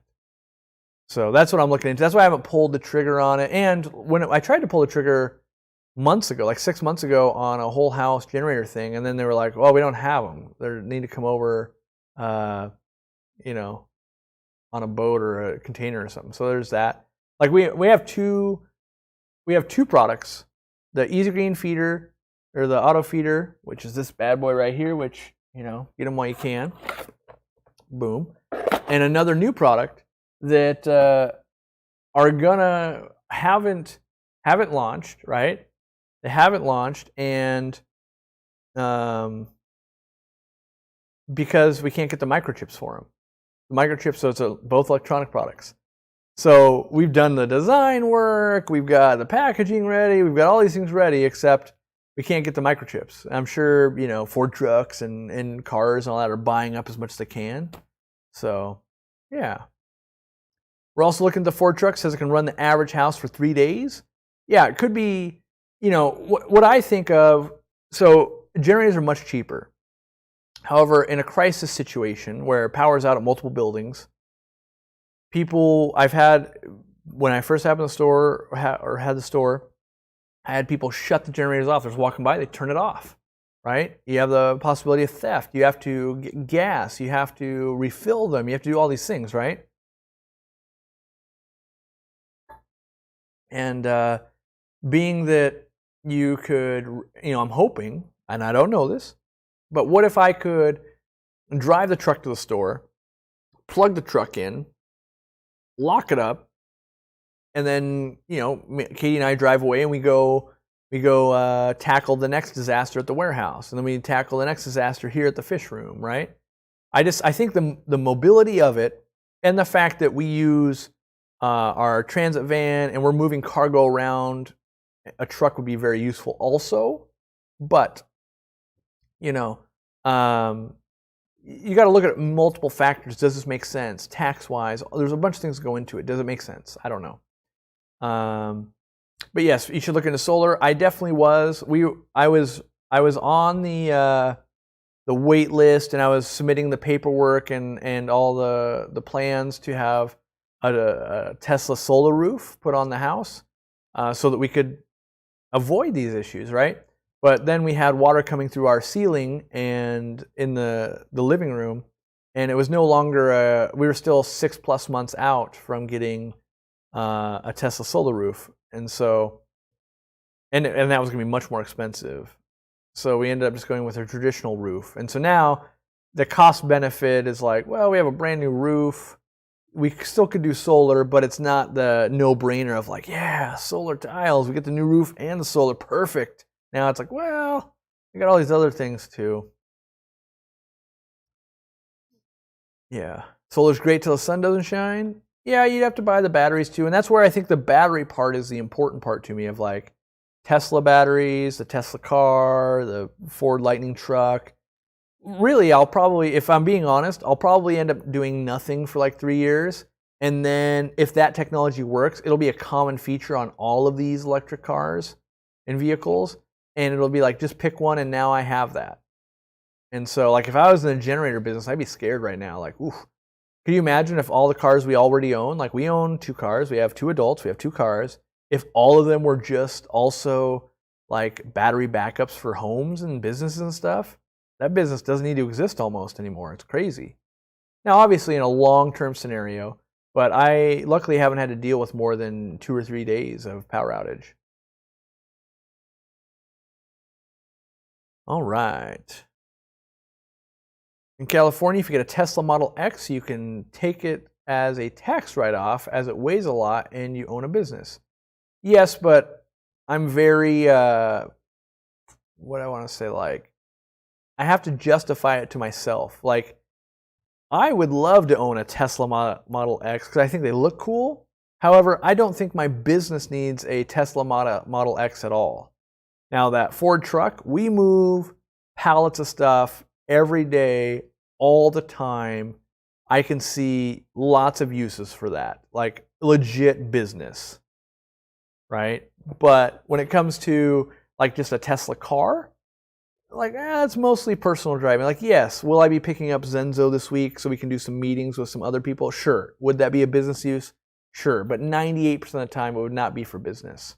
And so I want to make sure that, you know, the Aquarium Co-op never gets into trouble for something like that. And so I'll make sure that we abide by everything and make it easy on our bookkeepers and our accountants and all of that. So, yeah, I mean, if I find a need, I mean, there is, you know, like, so my Subaru, I did get a winch put on it and some snow tires, and I paid for all of that with, you know, my own personal money, not like, even though we've used the winch a couple of times for business stuff now, and we ran employees to and from work when snow was happening. Now, I did have the business pay for the camera to put inside the car just to make sure that you know, everything was recorded and all that, so to maintain safety.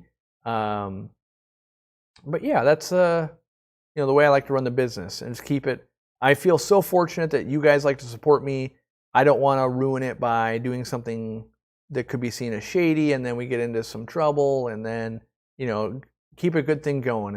And I've got a lot of people, Candy, my wife, all of our employees, they depend on this company to not get in trouble for their livelihoods. And so I don't want to, you know, it's really easy. Is this beneficial to our business? Do we need this? Yes, let's do it. Whereas, so I think what it makes easier if I need to defend something, right? So like the business is going to pay for this trip to Peru. You could make an argument that, well, you would enjoy that, and therefore it's a personal expense, right? But the fact that we're filming it and we're doing it for YouTube makes it a business expense. And to me, that's clear cut and dry, right? Boom, that is for the business. But if we start going, well, there's vehicles and other stuff that aren't purely business, then it's like, are you just trying to take advantage of something here? So yeah.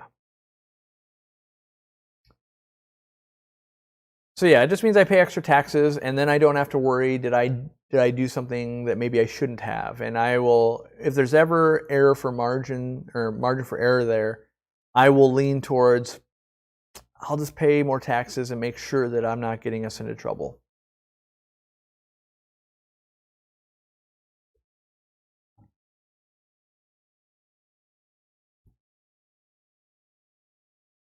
Let's see here. 554 out of 952. Hit that like button. Hit the like or the dislike, one of the two. I gotta turn my AC on a little more.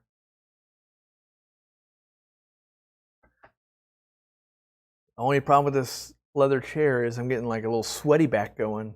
So as I talked at the beginning of the stream, how streaming and that kind of stuff is always kind of stressful. I can sit in this chair in an Excel spreadsheet and Zoom meetings all day long, no problem. My body temperature naturally rises knowing that I'm live in front of people. You know, maybe it's just like my brain just starts to cook where I'm like, I need to find how to eloquently say that. And, you know, what did I say? Like error of margin when it was supposed to be margin of error. Like my brain is like racing as I try to do this stuff. And I think it just raises my body temperature by like 5 degrees. The new hybrid F-150 with generator mode would be much better choice for going to be towing or hauling. Yeah, I didn't even realize there was a hybrid F-150. I thought it was just electric. I don't know enough about it. I've only watched, like a couple of videos, and so I'm not even a truck guy. I even told my wife, I was like, I don't want to own 3 vehicles. Like I don't need to own extra vehicles, but I was like, I don't know if I want to drive a truck all the time. In a perfect world, maybe our delivery drivers would have the access to the truck. Yeah, I don't know. I don't know how it works. Like here's what I need. I need a van, just like the van I own, that I can pick up plant stuff from the airport that has those giant batteries. That's the perfect world for me. Like a Tesla X isn't big enough, and truck is kind of too big for what I do. But if I could load up tons of live fish and live plants and all on battery, that would be good. Yeah, so they have 2 different versions, says Mr. Ed Aquatics. I wasn't aware of the other version. I will look into that because I personally like the ability to have a hybrid because I think we're not at a place in our grid in the United States to really make it easy on electric only. If I want to hop in a car and Jimmy and I do a road trip, electric only might make it difficult. It can be done, right? But a hybrid version, way easier. So, don't go lightning, it's for racing? Oh. Yeah, I don't know. I don't know if I just like the battery part of it.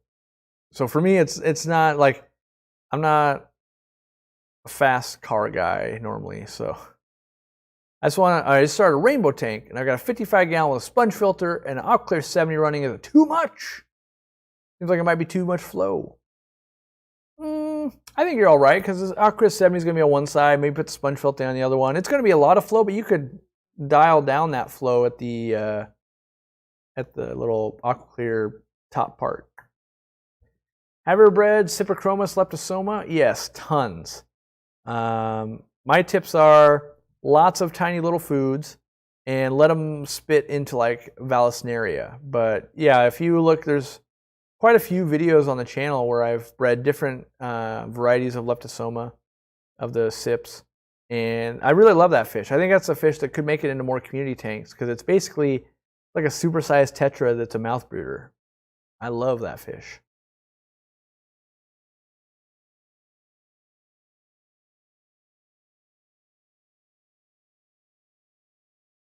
Lots of electric vehicle talk.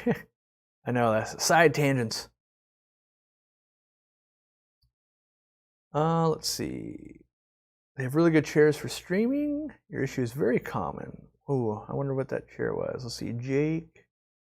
I can find your other message, Jake. It's so hard. The sea of names. I mean, I have, like, this chair is pretty good for streaming. The problem is that working it for a long time is not the most comfortable. It's not horrible. But then also, like, this thing isn't on wheels. Like, this is just a recliner chair that is not easy to move out of the way. So, and short of the live stream part, it hasn't been an issue so far. Having a truck means someone with a forklift can load you up. Yep, definitely. We have that big. We have the big Ford Transit van, and we use it all the time. And there's actually a forklift here, and because we have cargo containers, we're putting in more cargo containers. So I definitely get the lure of a truck. I just like, I don't know. I don't like to have vehicles that are like, oh, we're just gonna use that once a week. Like, it seems like an incredible expense. Which is, it's probably just a mental barrier because it's like, well, but I'm gonna buy a backup generator that's for $12,000-$15,000 and then maybe use it once a year. Like, that's an incredible expense too. So, what do I feed Spoon? Mostly frozen bloodworms and frozen brine shrimp at the moment. My ghost knife. Having a truck also means we'll ask you to move stuff. I can get out of that quite easy. I'm sorry, we only can use it for business purposes, and that's a true statement. we'll have commercial insurance and all that. So, you know, just like the transit van, same thing. Like it can move a lot of stuff. Like, oh, sorry, we can't do that. Like it's commercial only. It's licensed that way. If we were to get into an accident doing non-business stuff, it'd be not good. So, it's good and bad too. It's like, yeah, I can't use it for that. That's unfortunate. But it you know, draw the lines where they need to be. Separate business from home use. I run a window and door shop. Our trucks work, plain and simple. I would say the Ford F-250 Super Duty is the best all around. Yeah, I mean, trucks are amazing. I just know in my life, I don't think I'll use trucks that often. Like home life. Work life, sure. And I do run that differentiation. You guys only see the work Corey. So, I mean, and I work a lot. But there's the, like, trying to park a giant electric Ford truck at the picnic we were just at yesterday. Like, those spots were tiny in Seattle. And that's another factor of it, too, is depending on where you're going, you know, maybe out in the country, like, oh, parking's no problem. Like, go to Seattle, like, it's a big problem. So, you know, we definitely choose what car we're going to take based on where we're traveling, how long we'll be traveling, what are we trying to do. Get a boat? I will never get a boat. I am not that boat guy. I'll go on someone's boat, but yeah, boats make using a truck once a week seem like great utilization. Most people I know that have a boat, and not everyone. There's always that like 5% of people are like, I use that boat 4 times a week. But most people I know that own a boat, they're lucky to get it out once or twice a year, and the amount of money that's wrapped up into a boat is mind-blowing to me.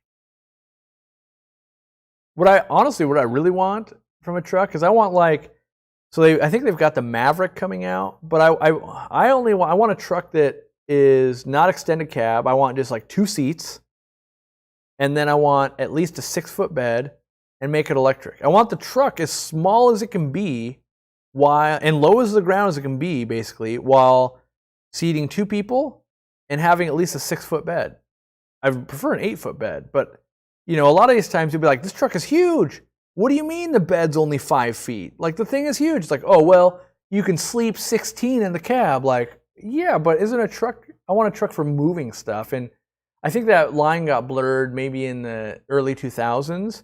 Because when you look at trucks from 70s, 80s, 90s, it's mostly like, yep, they seat 2 people and they've got a bed to put stuff in. Like, it's more of a work or utilizing it to be a truck as opposed to utilizing it to be your standard like vehicle all the time. And that, I think that morph has happened.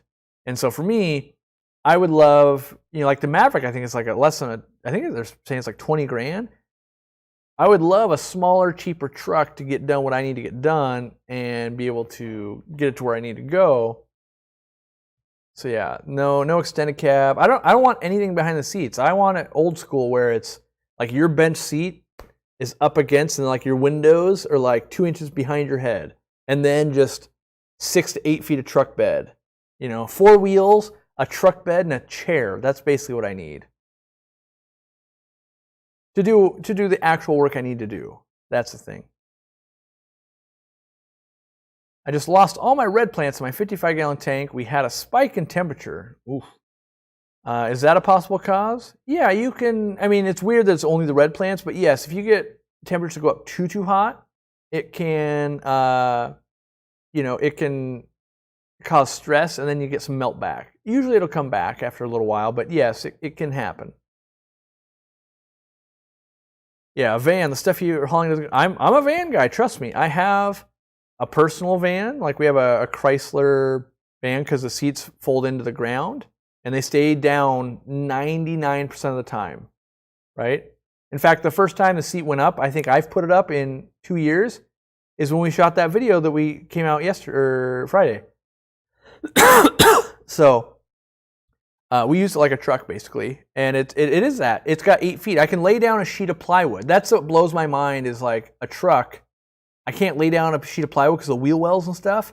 In my van, I can lay down an 8-foot by 4-foot sheet of plywood, and we do this all the time. I'm getting 10-foot sticks of PVC pipe. I'm getting all the stuff we do for the fish room. I'm always loading stuff up in there. And then we have the Ford Transit van, which again keeps everything dry because we are in Seattle, it does rain. But there are times where a truck is useful. There are things like, we bought a swamp cooler. That thing's too tall. There are things that are too tall to go in the back of a transit van as well. And so I do see the utility in that. I also see the utility in maybe it doubling as a generator. I see both that utility. So if those line up someday, that would be great for me.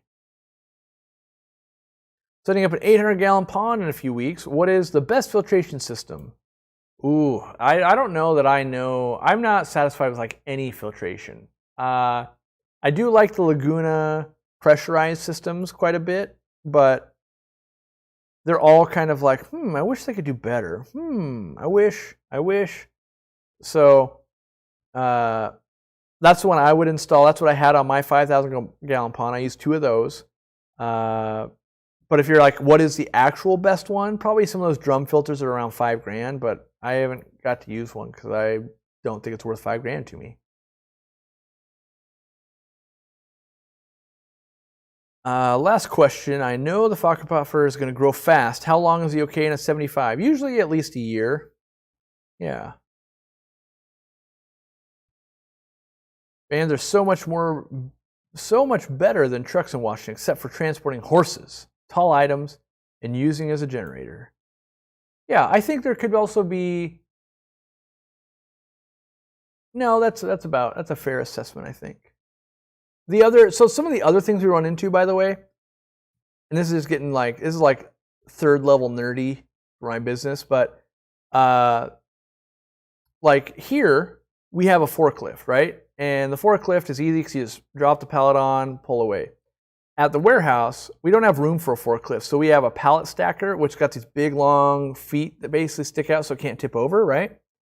Well, on a normal truck, you go to put a pallet in, you're just like, doink. You hit the tires because it's not wide enough.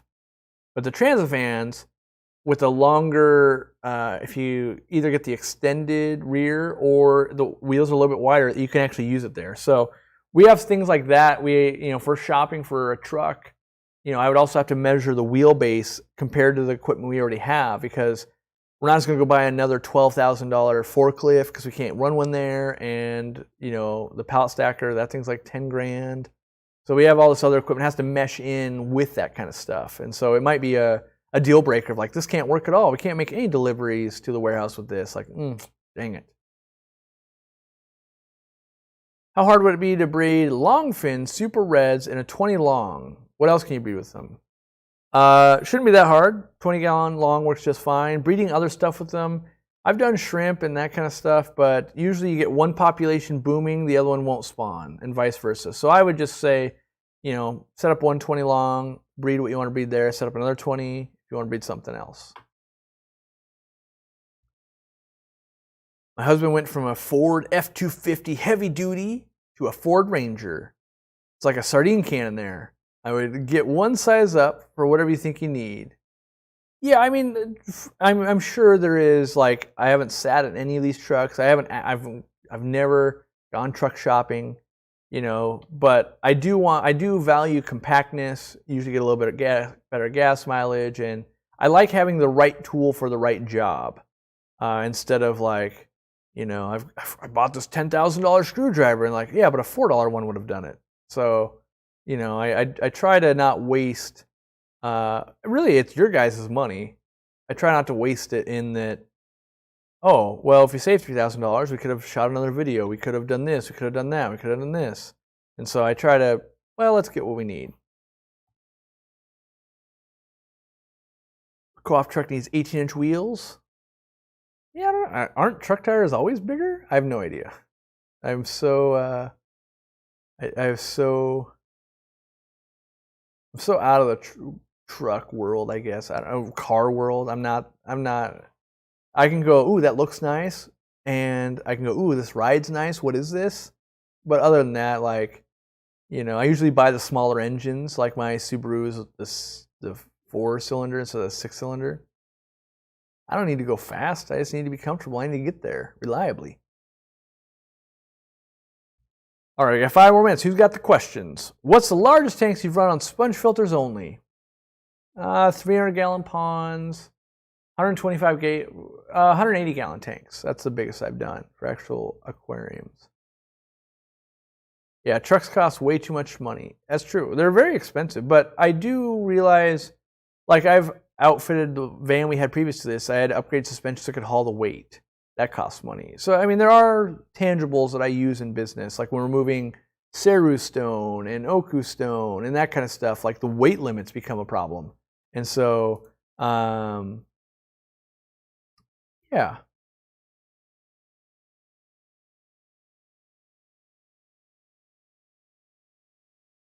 Let's see. In your recent video, Dean mentioned the possibility of visiting if his airfare and meals are covered. Can I pay Aquariumcoop to facilitate a trip to visit Fish Lounge in Memphis, Tennessee? I mean, you could approach Dean about that. I'm not really entertaining that. Like, you could maybe run it by Zenzo. It's half joking, you know. I think it's more than just like, you know, it's. I think Dean's first question would be like, "What am I doing here?" You know. But maybe there's a reason for it. He wants to go out there. But for me, I try not to let people dictate what we do, like where we travel, what we film. If it works out, great. You know, like, so for instance, I got to let the bad news out. We're not going to the UK. So that was one where Extreme wants us to go, and that made sense. Like, great, we'll do an event. Why not? But now that they're not allowing any, like, I was going to speak to a group of people. We're not speaking to a group of people anymore. And so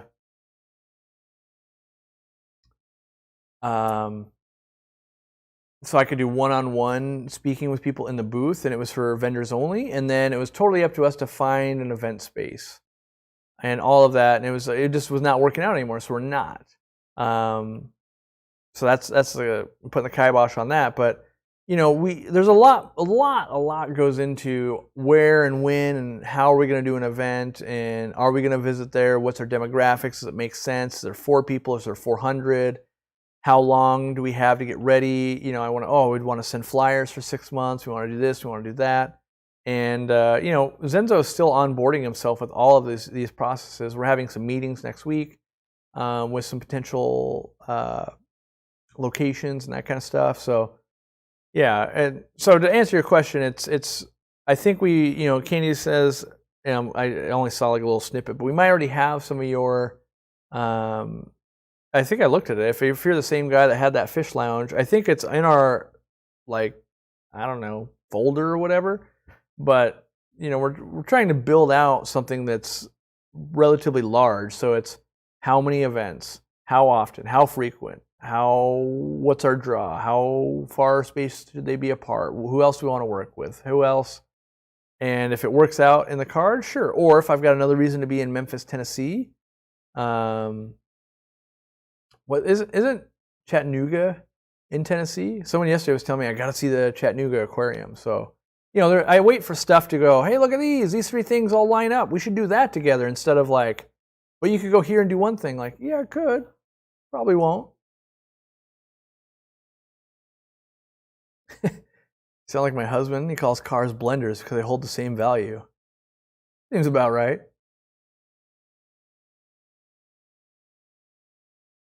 Let's see here. Summer tub overheated. Can I put the sponge filter a bit higher so there's a few inches of cooler water at the bottom? Yeah, so you could stratify the water. So you might get a brick or something, you know, something in there to maybe get it in the top 1/3 and leave the bottom 2/3. Now, I think that really does depend on how big is the pond, is it in the ground? There's a lot of factors there, but you might get a little bit of help or relief there. Yeah. So yeah, I mean, something like that fish lounge in that building that you guys have shown us. It might make sense if we were going to the Chattanooga Aquarium. Maybe we're going to collaborate with Chattanooga Ed and Fish Room Fever, and there's another event going on. Like, oh, that would make sense. Like we bundle all that up, we make a week of it or something. So, will we watch the club event featuring Jan here on YouTube? Yes, you will. That will happen on YouTube. it will be, the link will be shared as a community post before we go live, and you will be able to watch that here. And then if you can't attend that, after the fact, it will be a members-only video. Just like you watch other members' videos, you'll be able to click and watch through it. And we'll see how that goes. Like, I fully expect that this could have some hiccups. So even though I have all my confidence in Jan and Zenzo, and they're doing test runs, stuff like that, the first of something is always harder. You know, we might find like, oh, we're into a glitch there. Ooh, we need a better signal to let the person not talk over each other. Like, who knows? We don't know.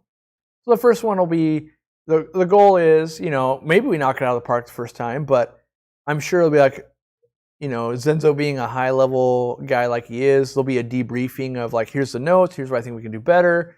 This was an issue, we had spammer, or this person, you know, we didn't get enough questions answered. I don't know. We'll see what comes up, and we'll try and address, and we might not get it fixed by the next one, and then maybe by the third one, okay, we found a good system for this or that.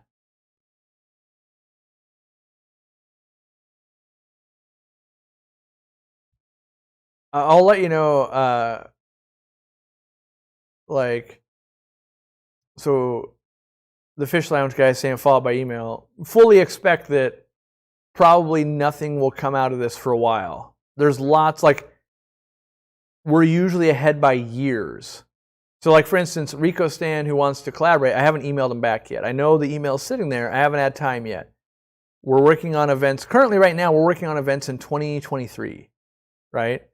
There's some stuff we're working on in 2022 as well, but, you know, if we were going to do something like that in Tennessee, we might be looking at 2024. So just know that you can send an email.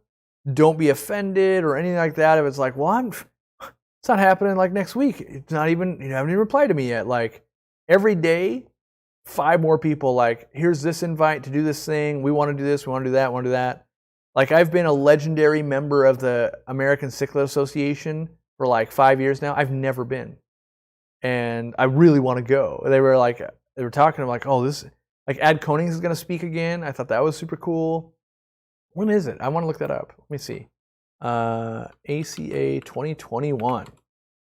And where is it this year? Let's see. Oh, that's American Cichlid Association. Yeah, here we go. Let's see. Boom. So let's see where it's at. It is in St. Louis, Missouri. So here's how I would do stuff. So it's July 23rd to 25th. So that's like the week, 2 weeks before I go to Peru. I don't know if I could fit this in. And I feel like I didn't see a lot of advertising for this. Maybe just not in my circles. So it snuck up on me. But like this, if I was going to do an event like this, here's how it goes. Like, okay, we're going to go to St. Louis. All right, let's do the ACA. Great. Let's do a thing with not Sage, with oh, my brain, Gary Lang. Let's also do a fan meetup somewhere. Let's do all of that. That's what I'd be trying to do. 3-day event. Yeah. Where's the speakers? Let's see. Oh, Pam Chin. Okay. Who else is speaking? Steve Eddy. I don't know him. Don't know him. I don't know if I know him either. Rusty Wessel. Yep, I've seen him speak before. We've toured his place. Oh, weird. I saw Ad Koning somewhere, but maybe I'm mistaken. I don't know. But yeah, if you're looking for something to do middle of summer, you could still fly out, and tickets might be cheap. I don't know. And get yourself to St. Louis, Missouri. Schedule, planning. Yeah, here's planning if you're probably the hotel room and all that. Yeah, so, but I usually try to bundle up events so that I get maximum use out of, because I try to only like leave and travel for once a month. That's my goal, or less. And so, yeah. So if I leave, let's get it all done. Super excited for 2022 ACA. I don't know where it's at. ACA has done a ton of mailings. If you're on their email list, I am, but I think I blocked it because it just, I'm in so many lists of so many things that I just purge it.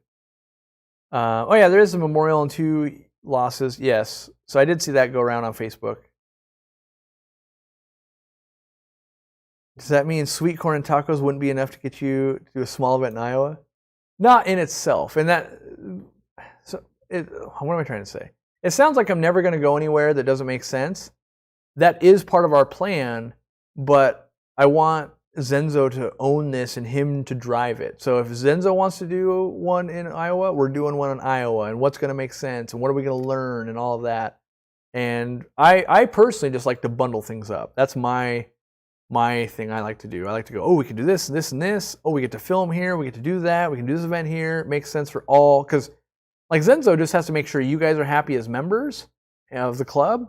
I got to make sure we make money. I got to make sure we don't spend too much money. I got to make sure we make YouTube videos. I got to make sure that vendor relationships stay okay. I got to make sure, like, I got a lot of stuff that's got to happen.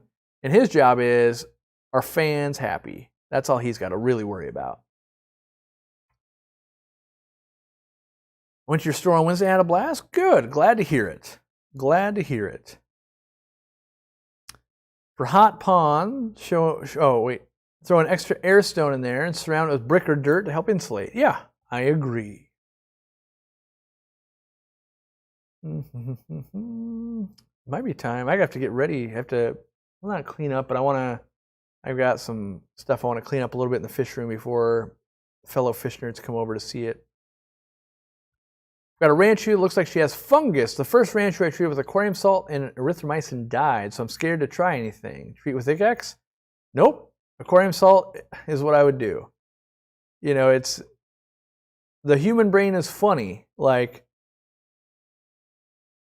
if you have someone in your family and they take an aspirin and they die from it, you're afraid of aspirin, even though aspirin might be the correct fix.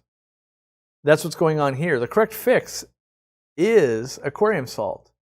Now, just because it died from it means it could have been very advanced, could have already had something going on, could have had a heart attack. That happens, like, if I'm drinking water, right? If I'm drinking water and I have a heart attack, knock on wood, that doesn't mean that water causes heart attacks. That's a coincidence. Same thing could have went on with your fish. It could have been like, I've got salt in here and my kidney gave out and I died. That doesn't mean we should be afraid of salt. And I understand the thought process of we don't know what goes on, and if you use meds incorrectly, you can kill stuff. Yes, that is definitely true. But in this instance, I really would use salt. Salt and goldfish is like peanut butter and jelly. Like, it cures up so much stuff. And you can start slow, but you know, I would also ask yourself, why did you have a fish that seemingly had the same problems and it died? Now you have this other fish having this problem. You have a water parameter they aren't liking. Is it the source you're getting them from? Is it too hot? What is causing a recurring disease issue for you? And maybe that's the overall factor that's killing the fish and not the salt or something like that. And so whenever I get multiple problems like that, it's time to start playing detective and just think outside the box. Like, what could be going on? The water looks good. Is my cat trying to catch it? Is it too much light? Is it too hot? And don't take anything for granted. So often, it's, well, I got a heater in there. It's fine. It should be okay. And then, like, you're not thinking, like, oh, but it's 90. You know, it's not as too cold. It might be too hot, right? And there's, you know, water parameters change throughout the year. You know, it's summer. Sometimes they put more chemicals in. Sometimes it gets harder because there's not as much rainfall. There's all these things that can be at play, even though it was fine for 9 months and I haven't changed anything. So we just got to, you know, we got to look for it. And it's not always easy to find, by the way. Sometimes you never find it. Sometimes you find it 2 years later, like, that must be what was the problem. Or you talk to someone. That's one of why I talk to so many people when I visit their fish rooms. They go, oh yeah, I finally figured it out 3 years later. It was X. And then I go, I think I might have had that problem a while ago. I'm going into the hospital in 3 weeks. Other than baby brine shrimp, how can I fatten up my babies for a week of fasting? I think just fatty foods, krill-based foods, frozen bloodworms, all of that. You could, and I don't know how many fish we're talking, but you could Aquariumcoop, feeder. You could get that set up and working now.